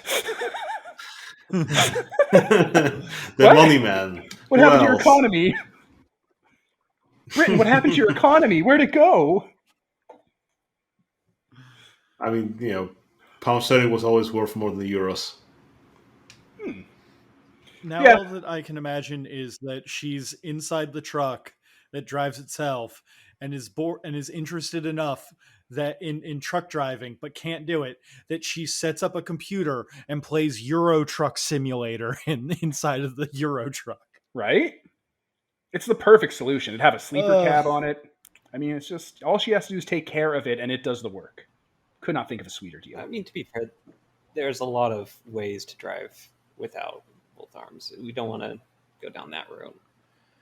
Oh no, This is absolutely amazing. I just meant she didn't have to do anything. Like she has to fill it with gas, I guess, unless you go to one of those places in the world where you don't have to do it. You don't need 2 arms for this specific job. It's just this job requires basically nothing except a person to be in the seat and not be an empty ghost truck.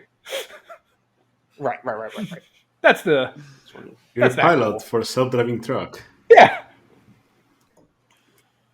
See, if she didn't, I'm gonna have to. If she didn't want that, I also have to had restrain myself so much from not wanting to name this truck Optimus Prime. Don't do that. You're not allowed to do that. We don't infringe on copyrights here. It makes us lamer. Okay. Not you, the GM. End of sadness. He's like, don't name it Optimus Prime. You guys don't infringe on copyrights, man. I can't wait for that to come up. Oh, he's gonna be so mad. They're gonna be so mad. All right. Yeah, I'm just gonna go walking. So you go walking. Give me before that we finish up with you real quick. If you could give me a perception and alertness roll. 2 dice, Gordon. Sweet. Difficulty 7. Difficulty 7. That's what I like to hear. And it's not a cast skill, so 1 subtract. Botch. A 3 and an 8. So hey, 1 success. Hey, there you go. So you're walking by an area of the south side that you know that your guys have not tagged or gone anywhere near recently. And you do in fact find painted on a wall of an older building your symbol. Which is weird because normally it's like graffitied or like slapped on a sticker or something.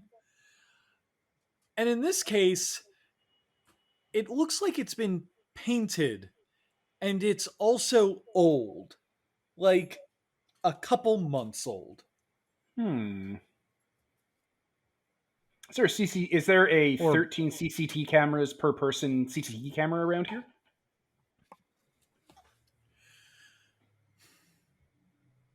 You know what? It's weird in this area. There isn't one that would be pointed right where that you would need it to see. That is suspicious. Okay, well, my phone will mark the location because it's a phone and it has GPS, and I'll follow up on this. What building is it painted on? It's painted on a older on an older hotel, Huh. which I have totally not come up with a name for. Yeah, when you say hotel, I'm like, oh, that's serial killer hotel with the rooms full of acid. I don't think that we're in Chicago here Okay, well, with Mr. H. Holmes. yeah, that guy. Well, I'll keep note of it, but I'm going to just continue on walking and keep an eye out for things.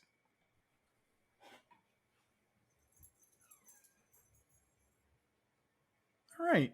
So you go about the rest of your day. And now with knowledge about the cult of Typhon and more shenanigans about a self-driving truck, we're going to pan over to Rigel Star. Is it Mr. Rigel Star or is it Professor Rigel Star? Well, depends on the setting. He's a professor and also been knighted, so depends on who's asking, I guess.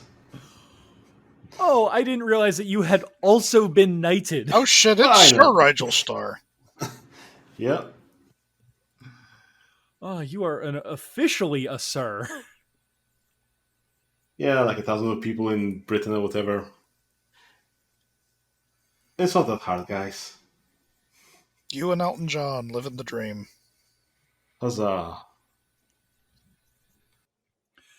So, we've kind of gotten the idea of where that Rowan and End of Sadness live. Where does Rigel live? So panning over to like the west side of London in Richmond, there's an estate called the Asgill House. It's by the River Thames, and it's an like old-timey mansion that's been upgraded by various mages over the years, because that's his dragon nest as well. Yeah, whatever five dots of resources would buy you. So a big house enough for like a small group of people to live there. Also a big workshop and so on for various magical stuff and so on. Oh, Resources 5 can certainly buy you much larger than a house for a small group of people. You probably have people who tend to your estate, or else you'd be spending most of your week cleaning all the rooms that you don't use. Well, good thing I got craftsman needs no tools. Oh, So, yeah, fair enough. yeah, probably have some people coming in on scheduled times and so on, so they're not just about all the time. Okay. So, Rigel, on this day, you are hanging about at the Dragon's Nest. Are you doing any work with your with teaching, or did we want to save some of your dealings with your students for later? Well, I guess we could focus on the one thing at a time. You could say that, since he's got a professor thing, so he made sure to pack all of his teaching just in the one day, have it in Monday or something like that. So he does all the classes, and yeah, then he has the rest of the week off for his actual work in the museum. So All right, then. maybe not today. All right, then. So you're doing your actual work at the museum then today. Yep, the West. Museum of London. So at the Museum of London, you have an office there. When you clock in and go about your business, when you already enter into the museum, there are two figures that are already seated within your office. They are oh my god, I literally just had the names.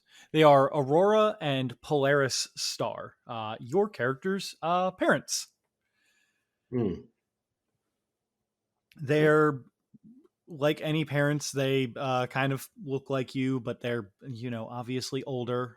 They have the look of, they look actually about your age, which is a little bit weird considering that, your character is 40. Yeah. So maybe your family just has some good genes, or maybe there's something else going on. Well, you know what else is going on. They're your mentors. As Magic soon as is they going on. Oh yes, magic is most certainly going on, my friend. So as soon as that you come in and close the door, your mother, I assume that that's Aurora, Yep. right? Okay, I just want to make sure because Yep. I Yep. could totally see both of those names being either gender. Um, your mother stands up and takes out a piece of chalk from her from her pocket and just goes, "Oh, hello, darling. If you don't mind, could you go sit down? Myself and your father have some things to ask you about concerning a new job. We're just going to go and do a little bit of warding." And Shooting move. she goes about the extended process of drawing some hermetic sigils on the door and working a little bit of chalk along the threshold and chants in perfect Latin. And once she's finished, there's a little bit of power that before before your exaltation, you kind of felt you could kind of sometimes feel it as you had grown up around it, but it was very rare. But nowadays, you can kind of recognize the supernatural for what that it is. And it is very obvious when that she has concluded her work. All right, then. That should keep the sound and some other things from traveling outside and anything from getting in without us needing to work on some things, or without us knowing. Sorry, we're just a little bit flustered today. We've got some great news. Oh, that's lovely. Yeah. So your dad Polaris pulls out an old book that is basically been it preserved in a small, sorry, he pulls out a box, and upon setting it down, he opens it up to show an old book that has basically been preserved in there, trying to keep it from getting too trying to keep it preserved, basically. Mm-hmm. So we recently unearthed this on our trip down in Greece. This is probably one of the most complete copies of the Discourse on the Eighth and Ninth. It's an old ancient Hermetic text uh, from before the Dark Ages. We were wondering if you could make a copy for us and that we can take this back to the Chantry with us. Certainly. Do you need this to be what you're taking back, or do you want just a textual copy? Well, this was supposed to be once that we found it, we had to report it to the museum. So we needed something that would be displayed in the museum. Okay. We were wondering if you could make a proper forgery of it. Yeah, sure. That's what I'm here for. I just, takes it over, starts flipping through it. Yeah. Um, as far as you have a crap ton, yeah, you have a crap ton. Wow, holy crap! Wow. So, one second.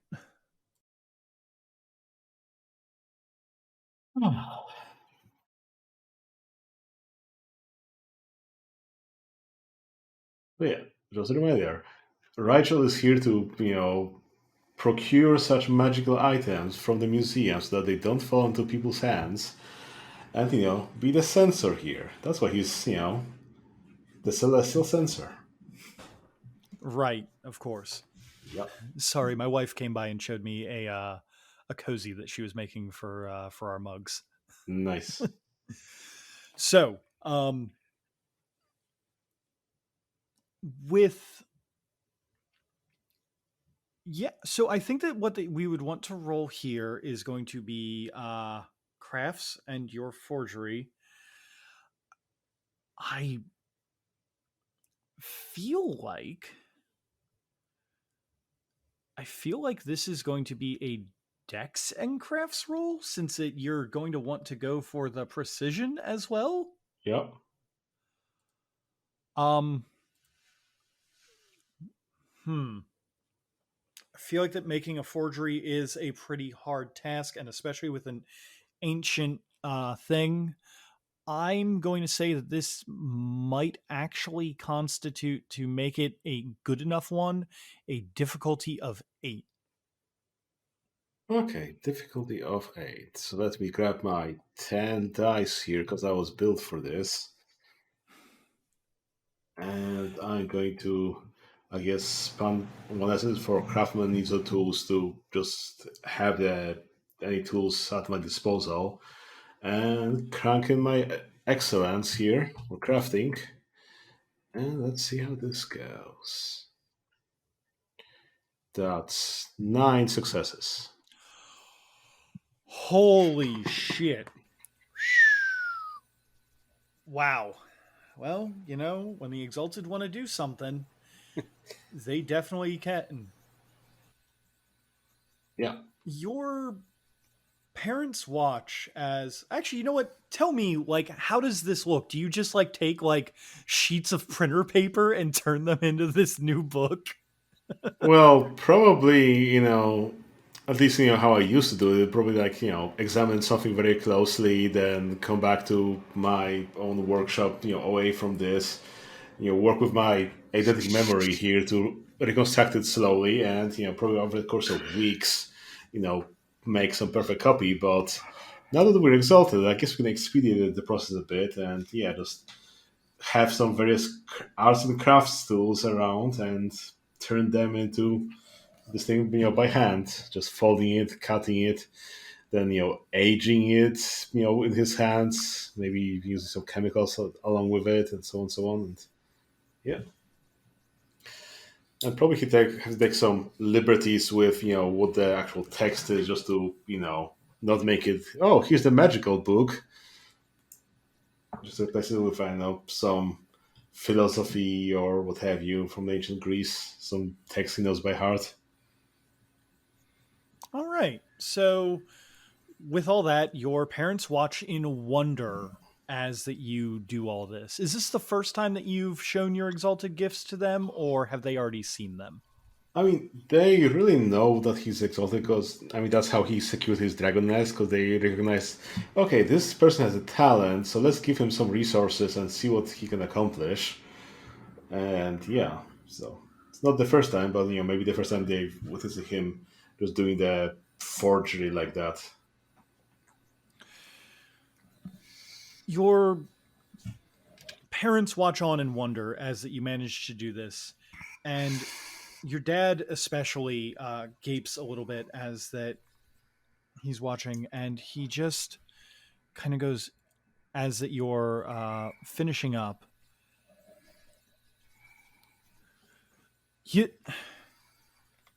you know, son, I've been around this place for quite a while, and I've seen some of the local mad scientists. Uh, I've never seen anyone able to reproduce something that quickly and that precisely. And you kind of looks at it and like flips through. You even managed to take out some of the more dangerous occult texts in here to make sure that this is very impressive. I, I'm glad that we took it to you and not one of those etherites down on the other side of town. Well, I think we have different specialties here. I mean, that's what Matter Sphere is for, right? Making exact copies, but it takes an artist's touch to really add that flair to it and change things. You need to have that knowledge to also know what you're doing, I suppose, rather than just changing the letters, because then things wouldn't make sense. Yeah, yes, dear. So, I'm just so confused. You said that you haven't actually had a conversation you haven't spoken with your the the thing that gives you magic yet. You haven't actually had a conversation with it. It didn't speak with you. It didn't show you anything. What exactly happened? Hmm. No, I don't think I have an avatar manifest to me, so I'm not sure where that's going. But I heard that some similar people to me have some inner voice speaking to them, so maybe they'll be a better person to ask. Oh no. Oh, well, how delightful. So you have some friends who have voices like and can do things like you can? Yeah, there seem to be similar to what I am, more similar than any other supernatural I know, but a little bit different, I suppose. But as with all things, we seem to be made of the same cloth. That's absolutely delightful. You'll have to introduce us at some time. Definitely.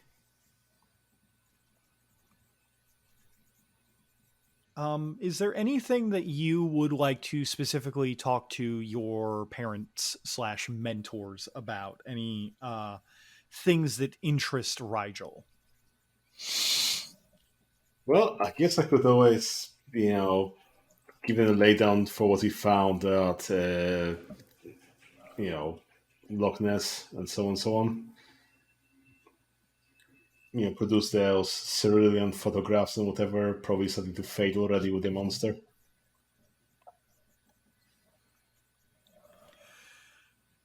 They listen intently to your story about your time at Loch Ness. Um, you notice that when that you mention Aleister Crowley, both of them almost in sync roll their eyes at the mention of that guy. Yeah, I understand, but we spoke to the demons that he summoned. Yes, darling. Well, it's not like that we're doubting you, but we just wish that you wouldn't. The dark arts are. They're finicky. You know, our tradition doesn't claim him for a reason, even though that the others will go out uh, and claim him as having been among their ranks. We don't do that. He was a bad apple.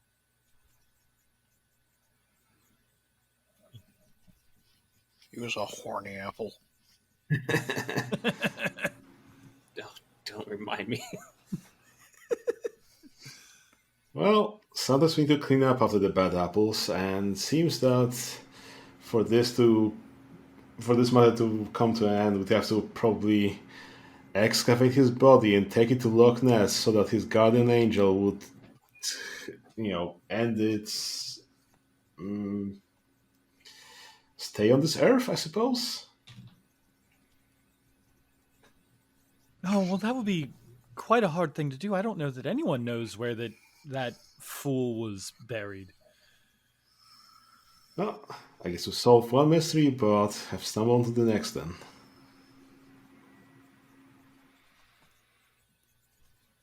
Well, at least it's not around our part, so we don't have to deal with this.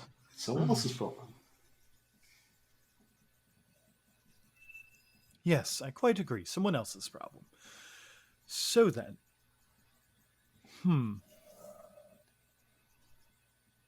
is there? So we should probably be heading back with our stuff. Is there anything else that we can do for you while that we're here? We've only got so much time before the spells begin to wane a little bit. I personally can't think of anything. I just want to do some prep for the next part of the session. Okay. Yeah, no, I don't think so. All right then. So with the original in tow, your parents head out. It's pretty common for them to be on Earth and then leaving, kind of on and off again. The magics that they use to retain their youth tend to, over time, the world doesn't like that, so they try not to stress themselves too much. Mm-hmm. But if they're at a place where that magic is more easily done, like a dragon's nest, or in the High Umbra, they're free to do whatever that they do. But they are in pretty consistent contact with you. You could, if you needed to get in contact with them about anything, you could probably do it within a few minutes. Nice. Yeah, well, it's good to know that they're, available, I suppose, and yeah.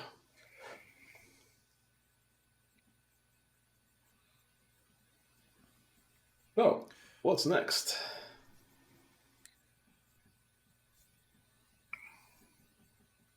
So what is next is that I believe that unless, of course, you had anything else that you wanted to do, everyone would be getting together to, I guess, start poking and prodding at the supernatural world together. Awesome. Where do you guys want to meet? We have a few options. Well, I have a shithole apartment where you can't turn around without knocking things over. I don't suggest my apartment. I live in a I might not have cave. power much longer. We can't meet anywhere publicly. Peter doesn't wasn't- Peter doesn't want this fucking ragtag crew at his house, and I can't blame him. Wasn't Rowan actually headed to End of Sadness's lair? We could meet I each other. believe that he was. Fish him out of the mouth with sewer gator. Oh god.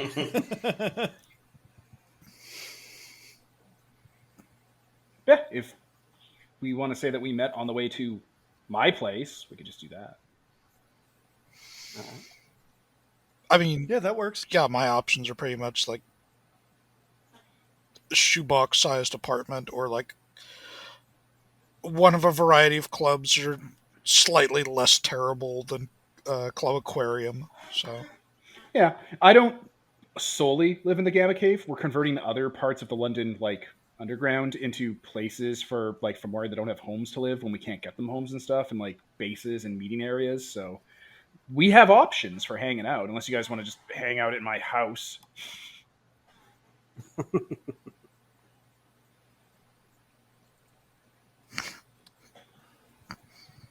No one's saying anything different, so I'm assuming we're hanging out in my house. Welcome to the Gamma Cave. It's full of cyborg rats and a man gator. Oh dear. A manodial. Oh Probably dear. there playing I'm Animal gonna have to Crossing with figure your out AI. I Yeah, had to figure out a proper voice for Manodial. he's just a guy. Like, he's pleasant, he's intelligent, maybe quiet. He doesn't have like a growly Kriller Croc voice. He's just a guy. He's probably more of a guy than my character That wasn't is. Killer Croc. That was Scooby-Doo. I thought it went to Yoda. Oh, What voice I am? Croc I am. Oh, I'm a Fucking circus God. performer. I'm a mobster. In later Arkham games, I'll be 8 times this size. Shoot you, I will. Start the day off right, it does. What the fuck they walk in on? This is what you get for disappearing during. We're trying to figure out a voice for Manodial. It's not going well. So, yeah, I guess we'll just meet on the way to the common London sewer accesses sewer people use. And I'll be like, oh, Can we not meet in the sewer? that's where I live. Okay, You said you were on the way to my place. Where do you think my place is? I know. The sewer. Oh, The hey, tube. Rowan. How are you doing? I do have a quick question. Yeah, go Is for one it. of the not actually a powers but little perks that Exalted get that they can clean their clothes to not be covered in sewer goo? No! No. Glad you asked. I'm pretty sure that if you were playing actual Exalted, there's an artifact for that. There is. Gosh. There's also some charms like mastery Alas. manners. Alas, this is not the second age of Anne. It is the world of darkness. No. You're gonna need that shower, bud. Oh, okay. But my fancy clothes. Okay. All right. I mean, if you want, buddy, we could go by an ATM and rip it open and get you some cash for clothes. I wish to have clean clothes. You guys got to Wish that my stop clothes were doing always that. clean up. You guys got to stop wishing.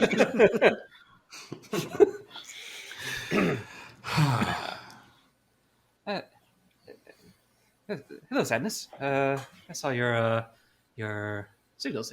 You've been busy. Oh, yeah. Oh, it's been a whole morning. I've just been under the weather today. I had to stop by a store and grab some orange juice. I've just been not feeling it. Low blood sugar. What about you? How's your day going? Right. Oh, it's fine. I wanted to bounce an idea off of you, actually. Oh, yeah, absolutely. Sure. Sorry for the rapid transition there. No. Let's go. Let's go. And Closes the switch down. Oh, yeah, we're already in our place then. Yeah, perfect. Yeah, then we're lounging. There's ice cream. There's food. Whispers of the Labyrinth is actually pretty good at cooking, so there's food.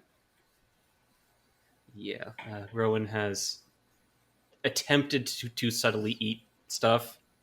Probably not very subtly at all. Like, since you're in the place of power, you probably start regenerating the essence you spend on going in and out of the spirit world. Yeah, every Yes, I 15 do minutes have my you get essence back. a moat back. Enjoy. Yes. Get juiced. Oh. So, you have an idea you want to run by? Well, it's more of I need to bounce off ideas. So I have to get a gift for a friend that is out of this world. Are they a bit of a Not an nerd? alien. Absolutely. I got something. You could say that they. Oh. I'll get up and I'll go to one of the coolers and I'll pull out a case of vintage Four Loko. Oh. When I was working on Exalted 2nd Edition, Please go on. the first social media post I ever saw from my line developer, John Chambers, was a pair of tweets. The first one read, "Just tried Four Loko for the first time," and the second, made about 3 minutes later, read, "Why didn't any of you stop me?" Oh, Yeah, no. that's about right. So if you're not aware, listeners or anyone else, Four Loko is like the super energy drink. It's an energy drink, taurine, guam, all that other nonsense. It has also straight caffeine and vodka. It was taken off the market for the massive amounts of deaths it caused. Just massive amounts of. It was not good. You can't buy it anymore. So I'll plop down, like, bam! Perfect for nerds. Owl is going to see around corners and all the way to the center of that fucking Tootsie Roll pop tonight. How many licks does it take? 1.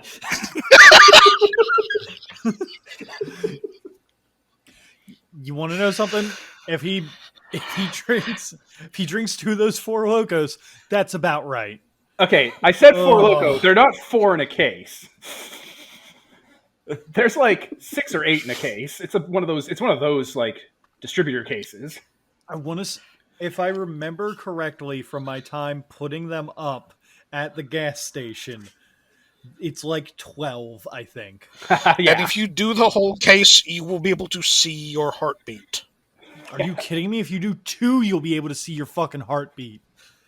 Yeah, all the chemicals react in the worst way possible for the human body and kills it. They all the stimulants act together in concert. Oh, and it's an energy drink, so it tastes like balls. And not the energy drink. On the one hand, I can feel my heart trying to explode out of my chest, like the 1 hour scene in Aliens. On the other hand, this tastes like someone's sweat socks. Ugh. Oh, You're not wrong. I can feel it in my mouth. Oh, no. Ugh. So maybe on the happier note, I was thinking like, oh, if they all spirit like, some nerdy stuff, maybe we should get one of those like fake nerd t-shirts that mixes up all the fandoms. Oh my It calls god. it Dalek and R2D2 and talks about Star Trek. Oh my Oh, we're god. gonna fuck them right up. He doesn't know any of these references. He'd love it. Oh, no. So, you've been given a case of vintage Four Loko to give to the owl spirit. I can't wait to see what happens. I don't. Probably not up the spirit. Not up the spirit of what he means. But I'm not going to be impolite. Are you going to take the Four Loko for yourself? No. Good lord. I'm hungry. I don't have a desk.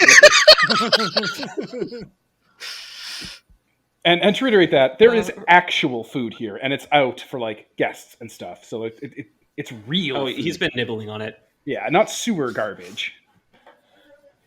Fish and chips and fish and chips. Got some fish and chips. You got some ice cream. You got some shepherd's pie. You got other British dishes. We start pulling up the list that I compiled. No, don't bring up the British disc list. I don't want to. No. It's actual food. Oh, you want to split a dick? It's actual food, like pizza and grilled cheese sandwiches and salads. Some Stargazy pie. So, Right. This will probably be taken very well, but it's, as you said, he's a nerd. Well, And he's out of this world, right? Yes. So I'm thinking something that they've experienced many times before, but is a classical favorite. I honestly think that I might ask Celestial Censor for it, for an idea. Yeah, well, that's He fine. has a lot of those stuff around. What if you try to I'm go? going to be honest with you. That man intimidates the hell out of me. So I was going to ask if you would join me. Yeah, absolutely. To go ask him. Whatever you need. Awesome. Thank you. If your friend's looking for a gift and you're looking for something that's a little more personal touch, why don't you find out where one of their first or favorite vacations were and give them a gift from that? And I'll like gesture to the Don't table think where I that- have the Loch Ness stuffy. I'll be like, works for me. I'm pretty sure it doesn't exist anymore. Hmm. Yeah, that usually happens when you try to go back to childhood vacation places. Some hosers bought it and condemned it. They turned it into a parking lot, yes. Yeah. Pretty sure. Or it's under the ocean. I wonder if it's under the ocean. It's probably under the ocean. Okay. Yes. To the celestial sensors. We'll leave and We we'll don't all. really need to navigate towards me because it is a blazing fireball in the night sky, to my eyes at least. Oh, excellent. Yeah, all right. Also, when we're leaving, we wave at the TV screen where the Animal Crossing villagers are. They wave back. The game isn't really playing with controls anymore. All right, we got to say Now goodbye. you're It's playing with disturbing. power. It's disturbing to see that my avatar in Animal Crossing suddenly has customization that should not exist. Yeah, it's a lot of that. It freaks me out. It's like, You're the look, villager. He's the PC. look, your guy moved in. KK Sliders suddenly learned to play some very odd-looking brass instruments.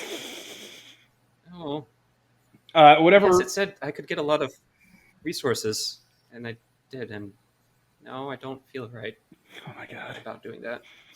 Whenever we fuck around with the Animal Crossing, we don't make it uncute. Like it's not awful or violent. It's just clearly changing.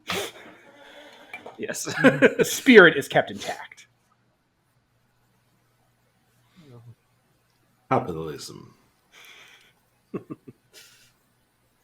right, let's go ahead and hang out with Rigel. Out of the sewers. Yes. As Then to carefully as possible. then to a truck stop shower stall. Yes. You all head out, get clean, feeling better. I imagine sometime along the way you all run into Layla. Yes. After that, Layla has finished getting some information out of the owner or the manager at the aquarium. It's not particularly like we're hard to tell exactly who we are. Oh my god. We're like the most conspicuous people in the world. I had to reapply the Ziggy Stardust makeup after the shower. Running Ziggy is makeup. Layla's heading down the sidewalk when she sees Two clowns. a stovepipe top hat does not really quite cover the thing, like rising above the crowd on the other side of the street, and then accompanying that, somebody who like began the evening by asking, what sort of fashion do I want to rock tonight? And arrived at the answer of yes.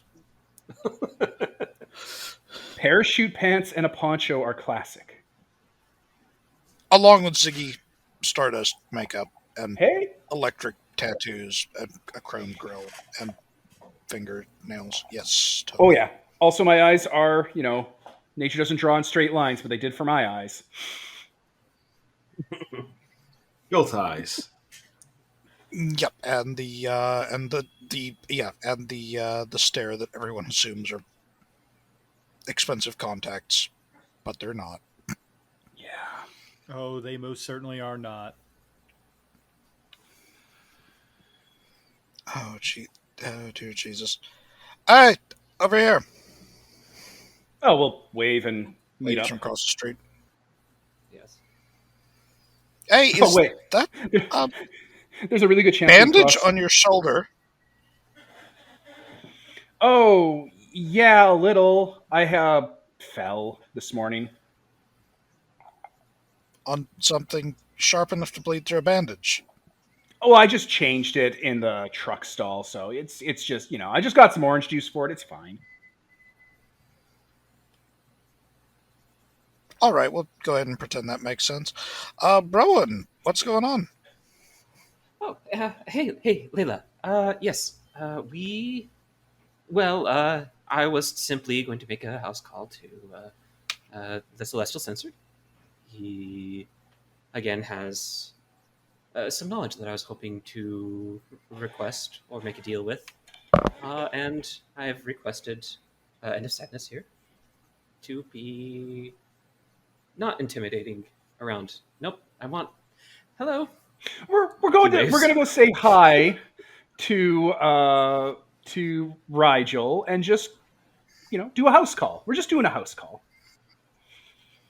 I'll come along and watch that. That ought to be at least an evening's entertainment. Okay, well, if there's 3 of us, we should bring something. It'd be rude not to. I'm going to pop into that store over there. Oh, sure. Layla follows along. Just can't wait to see how this disaster shakes out. Oh, I just go in and buy like beer and snacks and pay in cash and leave. It's not even a thing. Oh, I meant just, more just the general idea of these two trying to say hello. After Rowan did such a fantastic job of it just now, My God. Yes, with my charisma 5, I think I might need to change that. No, it's perfect. Look, all 3 of us have charisma 5. Okay, we just get away with this, and nobody questions it. Look, I took the specialty of adorkable because it's the only way I can do charisma 5. I think you respect out of it, didn't you? No. Oh, no. Still got charisma 5. Adorkable. And my charisma 5... Oh, no, I still have charisma... I still have the 5, and my specialty is transparent. Oh, God. I get a specialty for being transparent, right. Holden. Oh, God. I need to change this. This is why I don't buy lying skills as much. Oh, dear Jesus. So yeah, the 3 of us... This is so fantastic. We pretty much can skate through life. It's not really a big deal for us.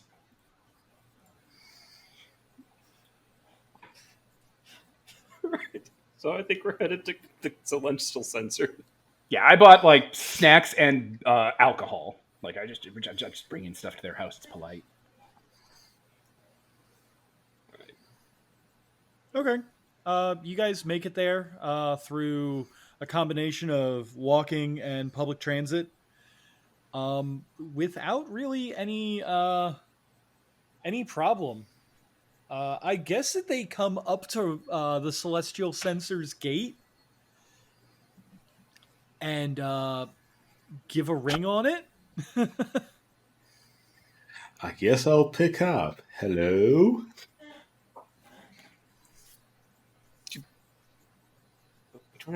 We should have decided who was going to speak first. Hey, Rigel! It's us, your friends. Can we come over and hang out? We brought alcohol and snacks.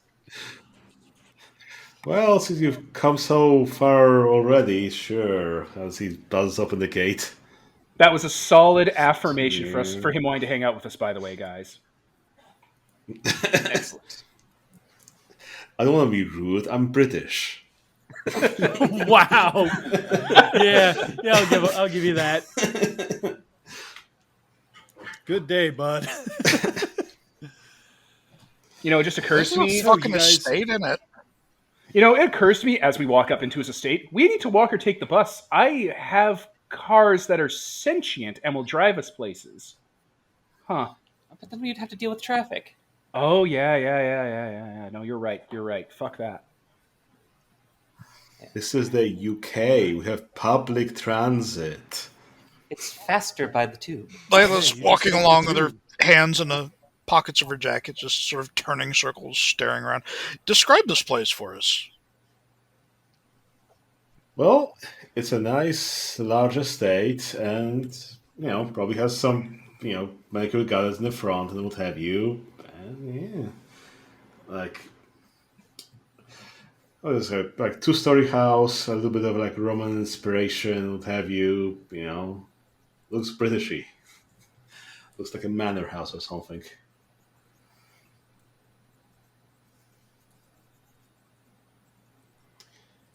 I don't know what other description you'd want.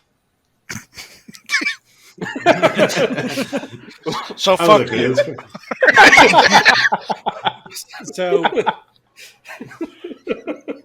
Look at my character Peter, sheets. Go down. yeah. I think they do have- It looks like resources 5. Fuck off.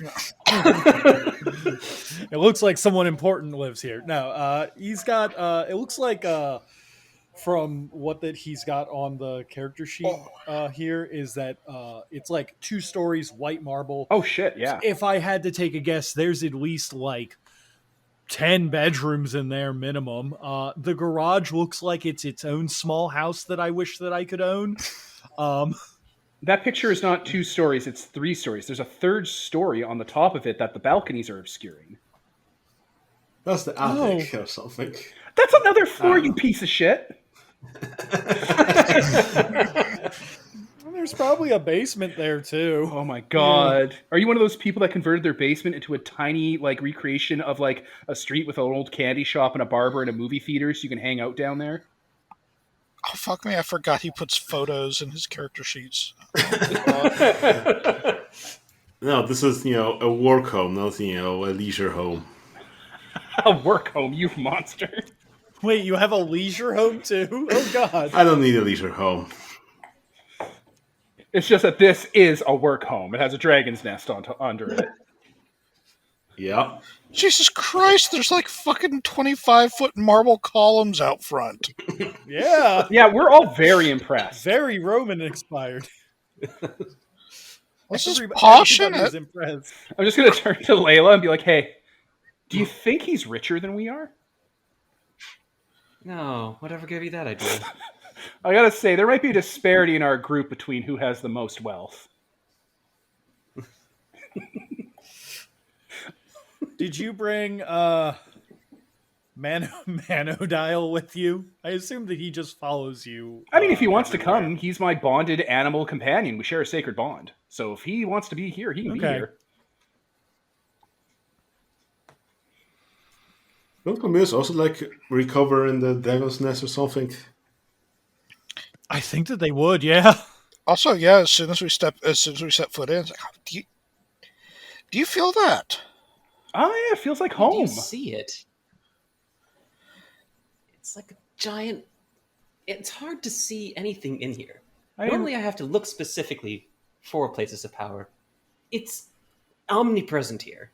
It's weird. It feels like a Hellgate, but different.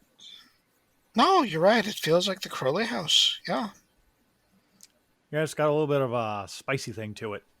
Yeah. Spicy taste in the air. I'll nod at whispers. Astute observation. Well, hi, everyone. Hello, Censor. Hey, we were just marveling at your largesse. Why, thank you. You're welcome. It's a very nice estate. You've done well for yourself. My family has done well for ourselves. Nods. damn. I'll pass the beer case over. We brought drinks. Drinks. Yes. Oh, lovely. I was expecting you to take it and put it directly in the garbage can beside the entrance to the house. This was for peasants. Just hands him like a case of dog cock Bach. And After this, I underneath also like love the it. diamond chandelier. Fuck. I heard that too, Peter. I'm sure the servants will love it. Oh my god.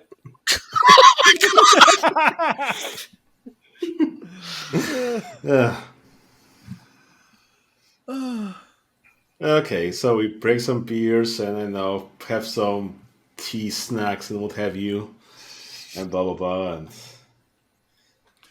And then I believe that Rowan had a question for the Celestial Censor. Oh yeah, I'm sitting back just dying to see the step over and say hello happen now.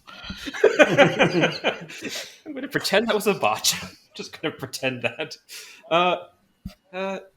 Hey, I have a favor to ask. Oh, You, obviously, have extensive access to some knowledge. And I want to bring a gift to a friend, an extra planar one.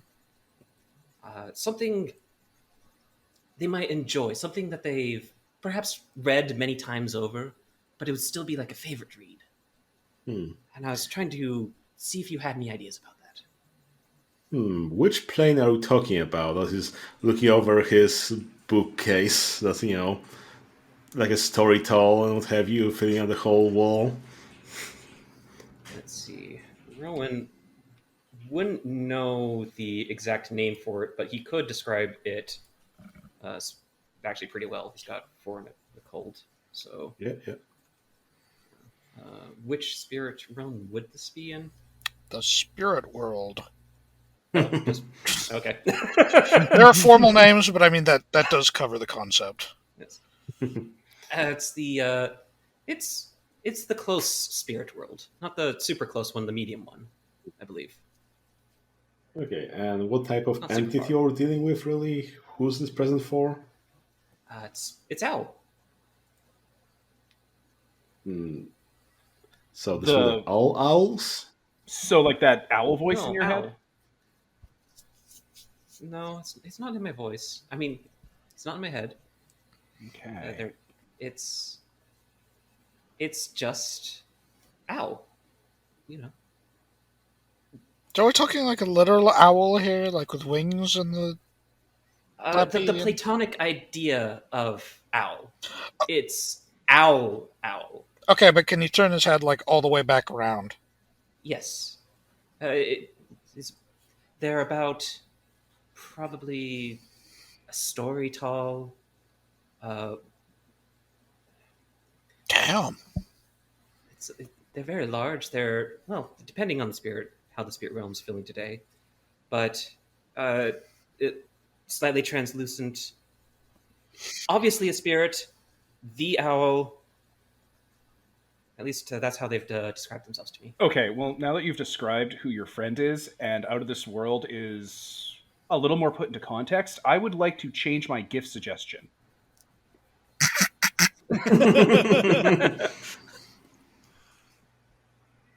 I would like to... Do you say that in character? Yeah. Or? Like, hand up. I put my hand up for it, too. Oh, I give back the Four Loko that I've been carrying around. No. See, I object. I really want to see you give Owl that. Well, see, my thought now that I know that Preferably owl from is an a mile owl, distance away, but I say we go out, buy a bunch of capybaras, get them drunk on this, and then give the capybaras to Owl, because capybaras are the largest rodent that exists. I googled it when you guys weren't looking. I don't think you can eat real food in the spirit realm. I've tried. Well, okay, so I take a little bit of spirit food. Nope, sorry, other way around. I can eat regular food in the spirit realm. Spirits have not been able to really pierce things with their beaks, like grapes. I don't think that'll work. Okay. a spirit could totally fucking eat you. But It's probably being polite. Manifest. Oh, it is most certainly being very polite to you. It's trying to mentor you.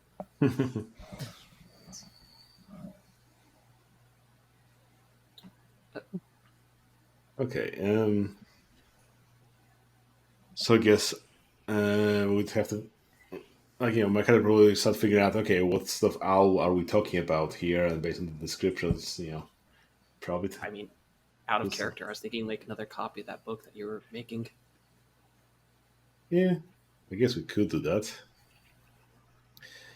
If the owl would be interested in that, I guess it would be that, but to just give it to it or whatever. Good. Mm-hmm. But the question is, what would Rigel ask for Rowan in return?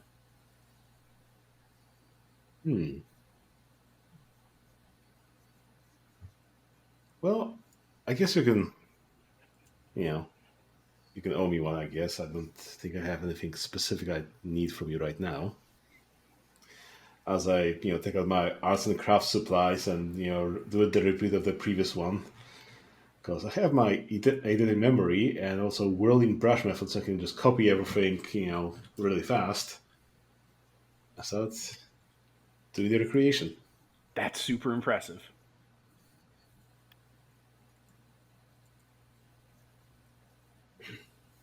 The Manodial also nods, very impressed with this. Perfect. Well, high Rowan just five. thinks back to what he thought were very good recreations for those little fairy houses that he's made himself out of like paper mache and all the newspapers, and then just watches the Celestial Censor do this in 5 minutes. It's just like, right.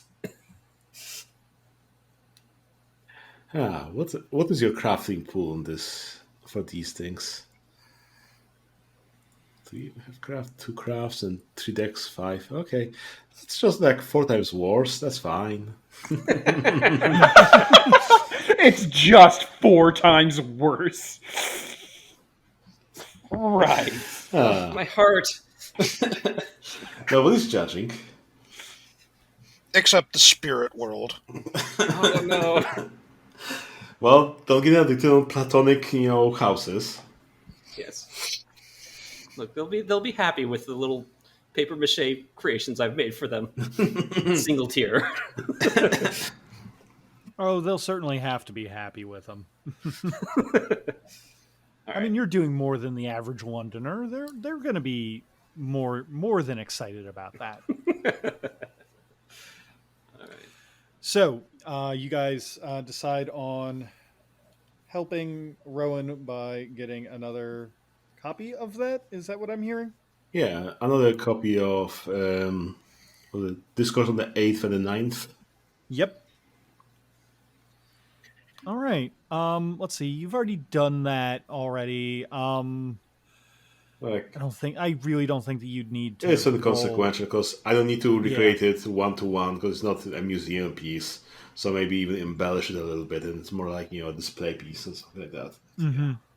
Yeah, I'm not going to have you roll for that. I think that's I would infinite inconsequential resources thing, here. especially since you've already done it to a better degree this session alone. So after a little bit of getting that all together, Rowan now has a nice gift for the owl to be presented at a later date. Meanwhile, while they're doing all that, I'm just soaking. Layla's just soaking up the atmosphere, and I actually think probably takes long enough to get all of my essence back. That I used We're earlier. not in a rush. Like, how much have you spent? 2 essence. Yes, half an hour. Oh, yeah. Yeah, definitely. Yeah. Oh yeah, you guys probably regen that while that you were having beers to talk about. Yeah. I guess we wanted to do something interactive with the supernatural. We could always connect End of Sadness with my parents and talking about the Avatar stuff. If that's how we'd like to do it. You want me to? That could be fun. You want to introduce me to your parents on the third time we've ever hung out? Oh, you. Oh no, I definitely want to see him meet the folks who own this place. Oh yeah.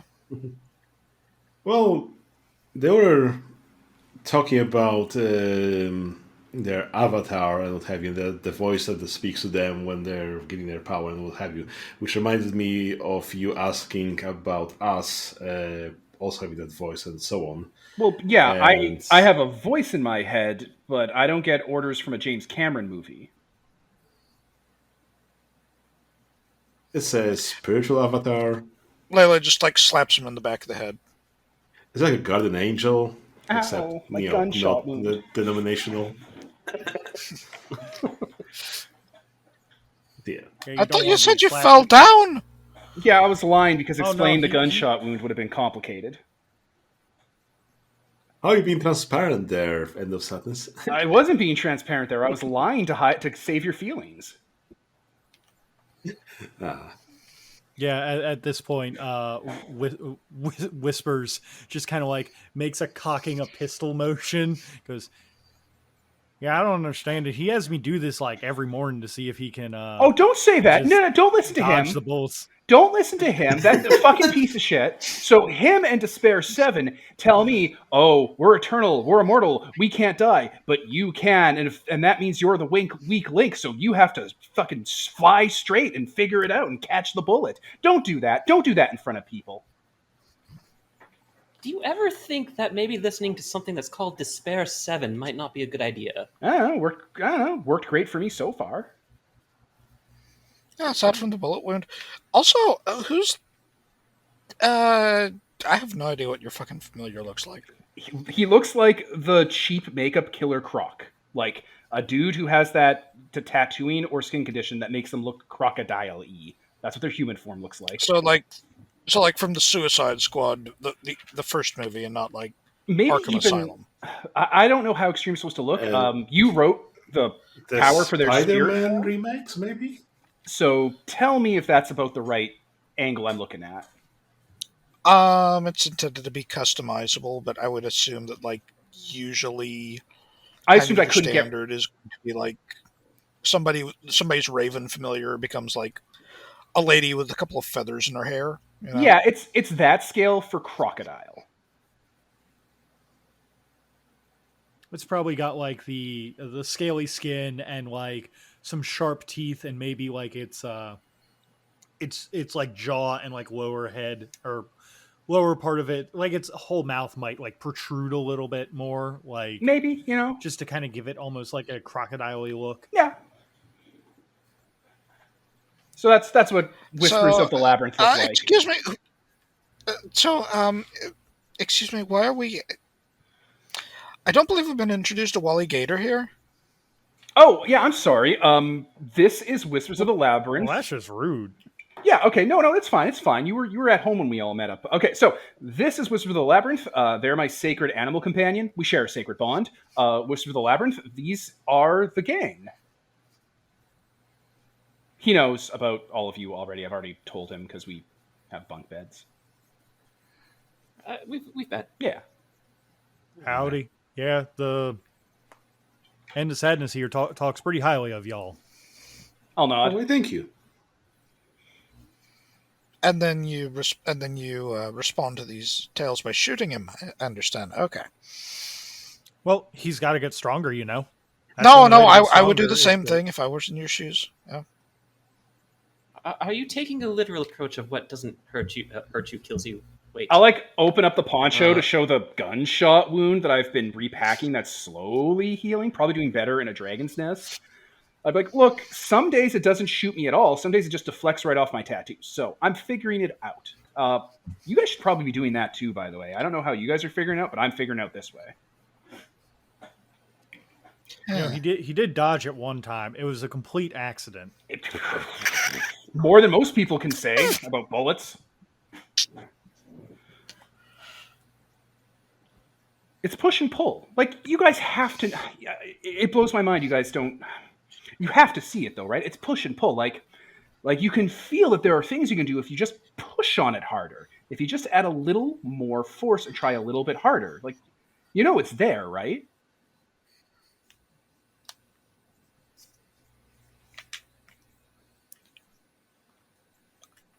I'll be honest. I haven't really. Despair 7 says to Sounds push. like exercising. Yeah, you have to push Well, again, hard. I'm not sure we should be listening to. You have to care. You have to want. You have to want it. You have to want it so bad that you just override what's happening to you. We gotta push the master as hard as that we can. Like, you all want things, right? You wouldn't be like this if you didn't want something. Well, that's so. Right? So just, I don't know, that's what I've been doing. I just grind myself against that wheel in my head every single time I try to see if I can push it a little further. And it's been working. Like, I'll put my hand over like a speaker on a radio or like whatever you have around, Peter, and it'll like make a staticky, echoey sound because I'm going to take up that charm eventually. Like, it's there, right? Just little hooks. And if you just push it, it starts to... It's like Despair 7 describes it as when I changed and he got up inside me, the foundation was like shattered and broken up and he had to worm his way down in there. And whenever he talks to me, he says that he's working down there. He's dredging things up. He's fixing things. He's making connections that weren't there anymore. You know, like you're building the foundation of something bigger to go on top of it. You guys don't feel that? You don't feel the itch or the change or the stress or the need? You gotta I hadn't feel really it. thought about it. It's just The worst part okay. is some of this is making sense to Layla. Right? It's like the voices in my head. Like you guys have voices. Despair 7 says some of you have it. So like I don't know if you haven't encountered it yet or if it's just really deep in the foundation of what you are, you know, putting I just heard all this together. But there's something in there. And like it just I don't know why it's talking to me and not to you, but it's like a pull. It's like a treadmill. It's like needing something. Not since that first night for me, mate. What do you mean not I mean- since your first night? Well, you heard a voice. Well, I didn't hear it. I didn't hear it in my head. I heard it in the damn demon that came to me, and I ate him. Yeah. Yeah, okay, yeah. So you do have a voice, just like you have Owl. Just because you hear it in your ears doesn't mean it's not inside your head. That's how hearing things works. You had a voice inside your head, and now that voice is in you, right? You don't hear it, but it's there. Pretty sure that's not how hearing things work, but Yeah, but you can hear it. It speaks to you. It doesn't speak in words. Like you can do stuff that they can't do and I can't do. Like I'll pick up. I'll grab the fucking coffee that I'm sure Peter served up because we're in Britain, or tea that's like boiling, and I'll like drink the boiling water because that charm you did to me still works. It had a few days countdown. I'll be like, I can't do that on my own. You did that to me.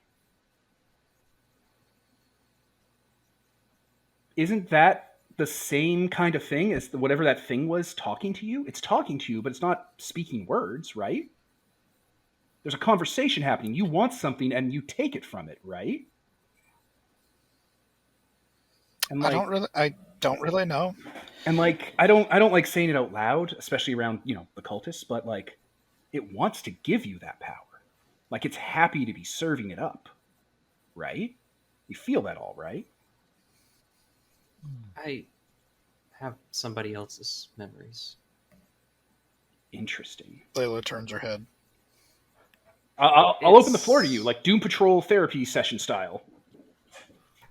No, it's like it's never really much at all. But there are impossible structures that I remember. That's about it. Like a place that's really big but has a ceiling? Like a world with a ceiling? No, it's like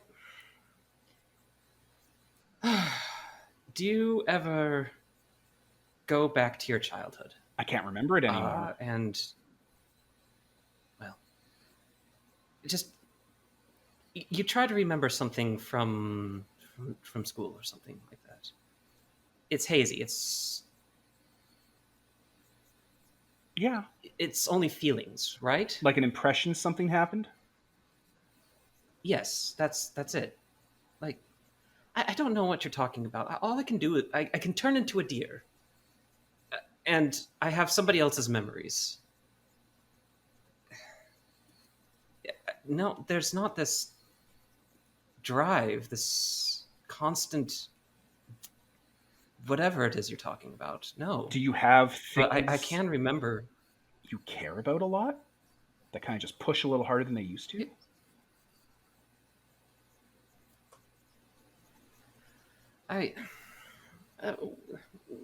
What about you, Celestial Censor? Yeah, we'll Why do turn you keep attention to calling him Rigel. that? He has a name, you know. Well, he can call me whatever he feels like. You know, we're in a company and what have you.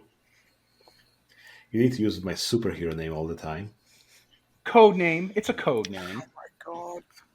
It's very cool.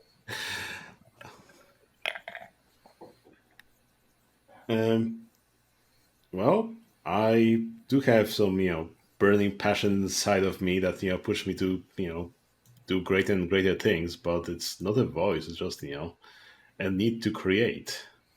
You know, you need to make things better. Is it because you realize that with great power comes great responsibility? Is that it? No, not that, but I had already great responsibility before I became this. You know, keeping the people that aren't exposed to this strange world that we live in from discovering it and so on, because it's not the best to know about all the vampires and mages and werewolves and everything that lives in and goes bump in the night. You knew about We this don't want before the the change? next crusade. Yes, Did all of you know about didn't you? this world before the change? No. Fuck no. Well, uh, Nothing at all? I mean, define before. Before the change. Before you ate the demon. Before you were different. Before. The before, capital B. You didn't know anything about this world being different? I,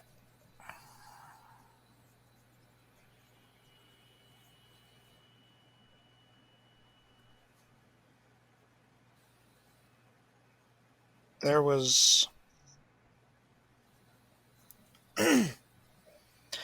a man in a diner.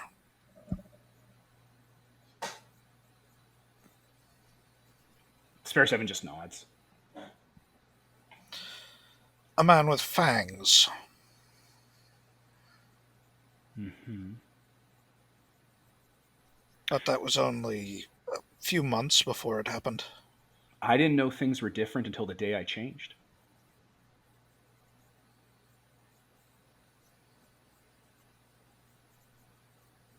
I had a Yeah, most. family of Go sorts, on. if you'd call it that, and we were.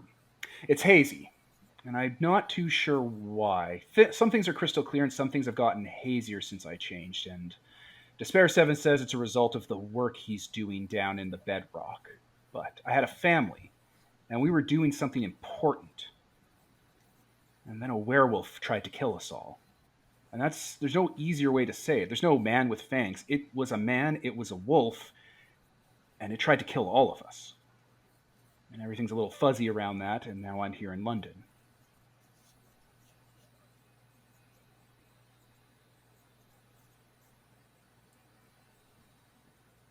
Well, most of the weird supernatural creatures don't want to expose themselves to people. They take great lengths to hide what they are because they fear what people might do to them. They say that, around the end of the Dark Ages, there was a crusade against them and, nearly wiped some of them out. So they've learned not to do this anymore. The I have a few tribes of the moon, as they like to call themselves, among my people. They're, I guess they're vampires, but they don't.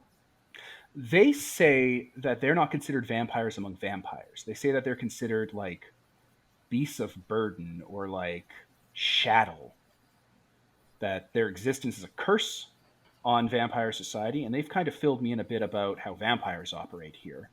They have a sort of code word secret club thing going on, and tells and signs and little rituals to let each other know who's in on it. And it kind of Yeah, sounds like it's like a secret society. yeah, it kind of sounds like they've been around for a while. He did just say the Crusades.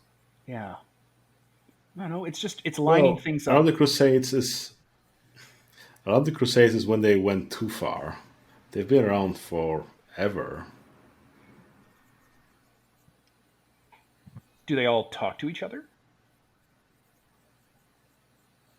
I mean, not all of them talk to everybody, but there are groups forming, cliques, little local, societies. if I end up having to put a few vampire societies to the sword because they're awful, and I've been getting that vibe from some of the people in my organization that might be an inevitability, am I going to have werewolves and wizards showing up to defend vampires? Well, usually no. I mean, sometimes you have some small allegiances based on convenience, but generally, they like to keep to their own kind So how do you know so much about all this? because my parents are mages.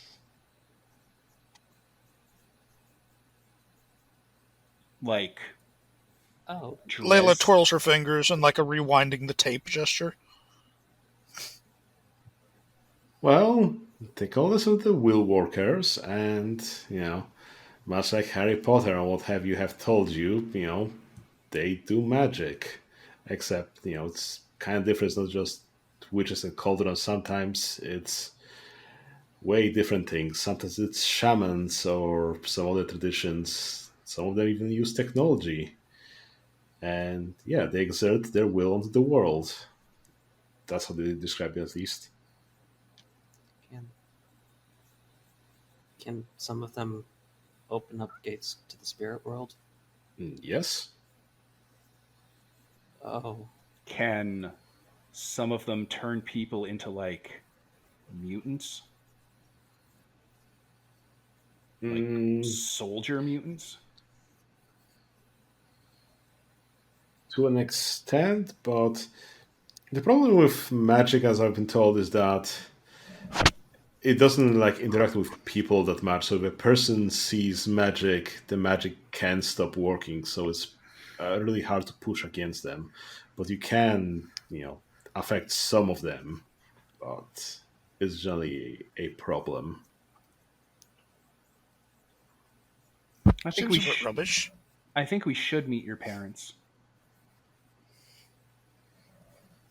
Okay. I guess I'll, have one of those giant, velvety ropes just, to pull on to send a message to my parents that, hey, maybe they should come over for some tea. Because my friends, are around. All right, sounds fantastic. You pull on one of your fancy velveteen ropes that your parents had previously enchanted to always reach them to know that you needed some kind of assistance. After about 30 seconds of silence, the rope, without you having hold of it, pulls back as a sign that they are on their way. Bloody hell, it is Harry Potter shit. You weren't kidding. Oh, I mean, this is small fries comparison to everything else that might be going on, but... So, do we want to be wrapping this session up soon? Whatever. How is everybody feeling, time-wise? I'm feeling pretty good. Shit, it's midnight. I'm feeling pretty good, honestly. Maybe get some more water. I'm feeling pretty good, but I do also have work in the morning. So do we Yeah, want I'll to like hold to off get some- on the parent convo for next session, or do we want to do it now and wrap it? I think It sounds like a good starting point for the next session. agreed. I think that sounds like a great starting point for the next session. I think this was a really good, getting to know the characters session. Yeah, I had a lot of fun. Yeah, I'm glad. Yeah, That was perfect. All right. If we're going to wrap then, I guess while we're all sitting down hanging around, that's a good place to zoom out on. Should I kick off the end? I mean... Yeah, sure thing. Okay. I was Devin. Brendan. Peter? Holden. Sam. And this is sponsored by Nobody. Signing off. This game is a collaboration between A Pair of Dice Lost and sponsored by Nobody Podcasts. You can find us at apairofdicelost.podbean.com and sponsored by nobody.podbean.com. You can find Exalted vs. World of Darkness over at holdenshearer.wordpress.com.